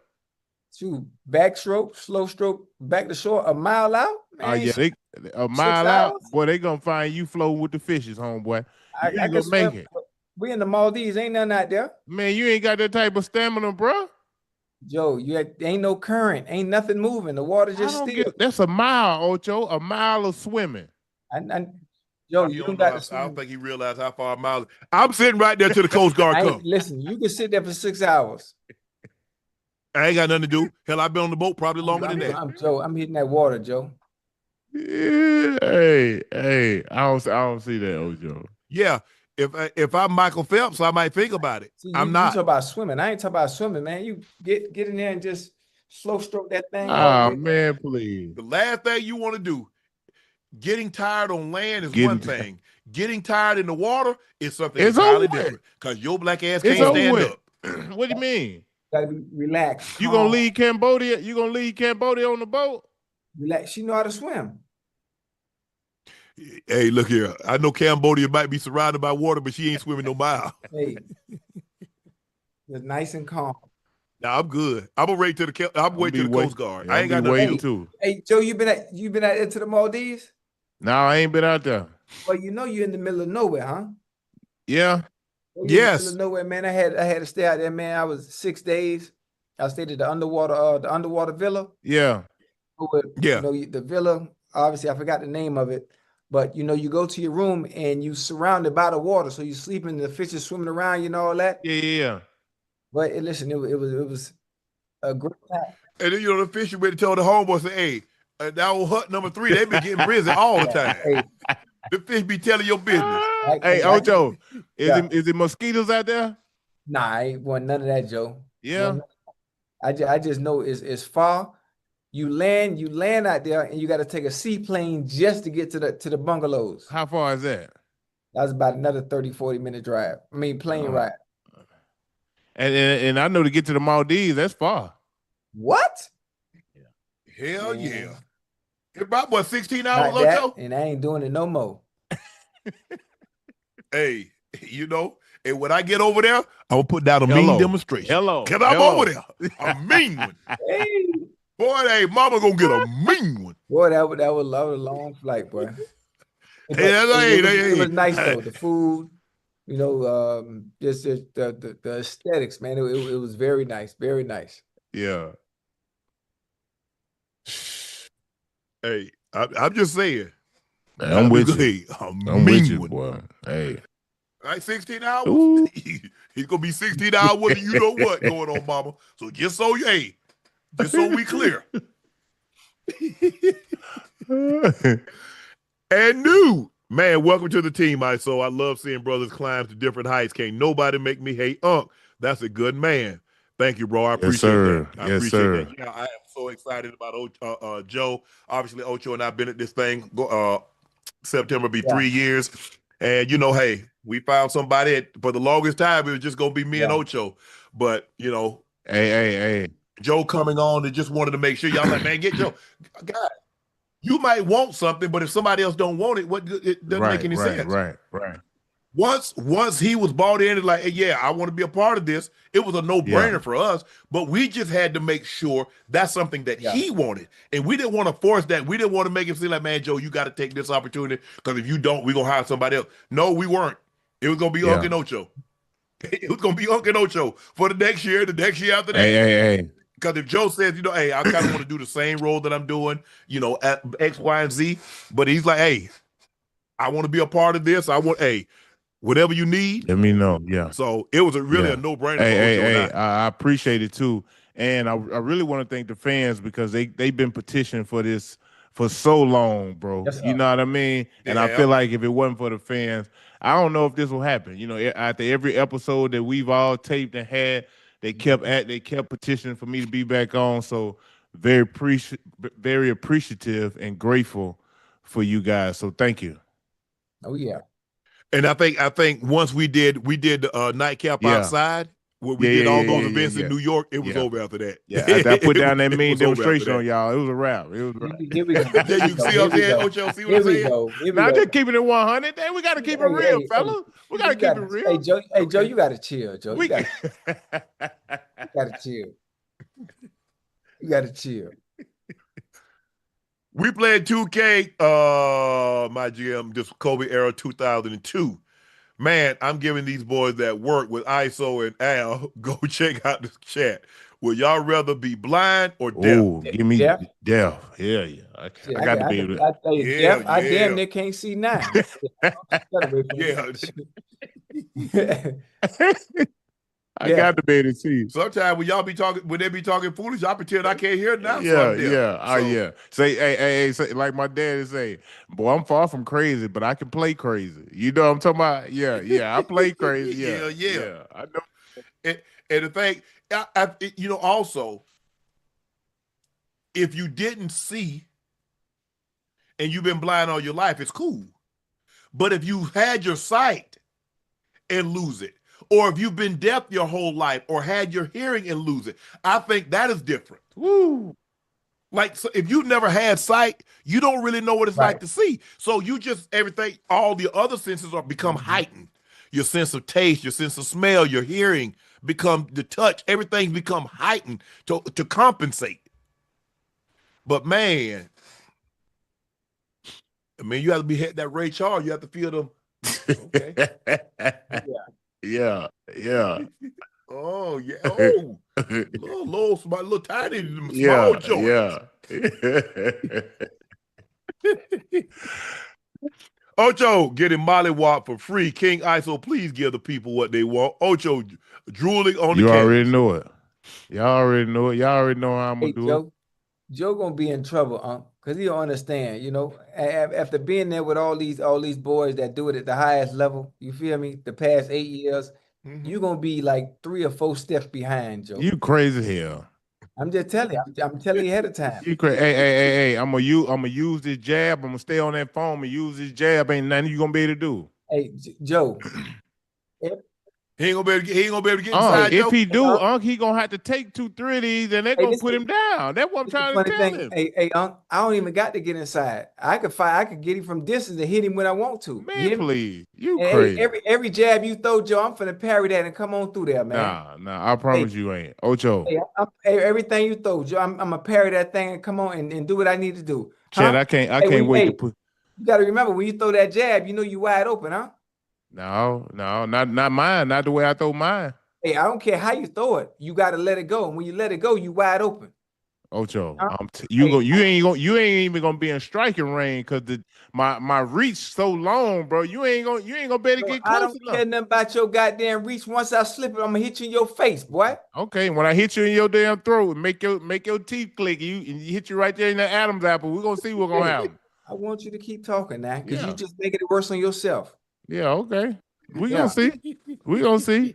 Oh, you have to be the ref. All right. De'Aaron Fox is betting on his points under in the NBA Finals. The DOJ Cash Patel investigate. Man, stop it. Y'all gotta chill. AJ Brown, Hassan Reddick, massage therapist, that boy tender, Jalen Hurts, has been vindicated. Who's a better duo? Sterling and Shannon, Ocho and T.O., ISO and T-Mac. Also, if the Knicks win, give Ocho the crown, ISO, and wipe out the 5,700. Hell no. It ain't 5,900. No damn. It's 5,900 and plus interest. Hey, you ain't get my crown. I'm gonna tell you. Listen, I'm gonna tell you what the saying is now. Bring your mama, Wimbenyama, Obama, Nixon 6. So you sticking with the Knicks and 6? You know, I'm sticking with them like honey. No, come on, man. Hey, Joe, you've been wrong all series long, man. It's cool though. Blah blah blah. Yeah. Y'all talk about Oak like he mad dog, no good. Nah, we just tell him he just ain't to be played with. Some people you can laugh and joke around with. He just ain't one of them people. Especially if you don't know him. If you know him, you don't play with him like that. Hey, we just telling you the truth. Period. Hey, that Martin episode was so funny with Mad Dog. Boy, I was waiting on somebody big to come around. I'm like, what the hell?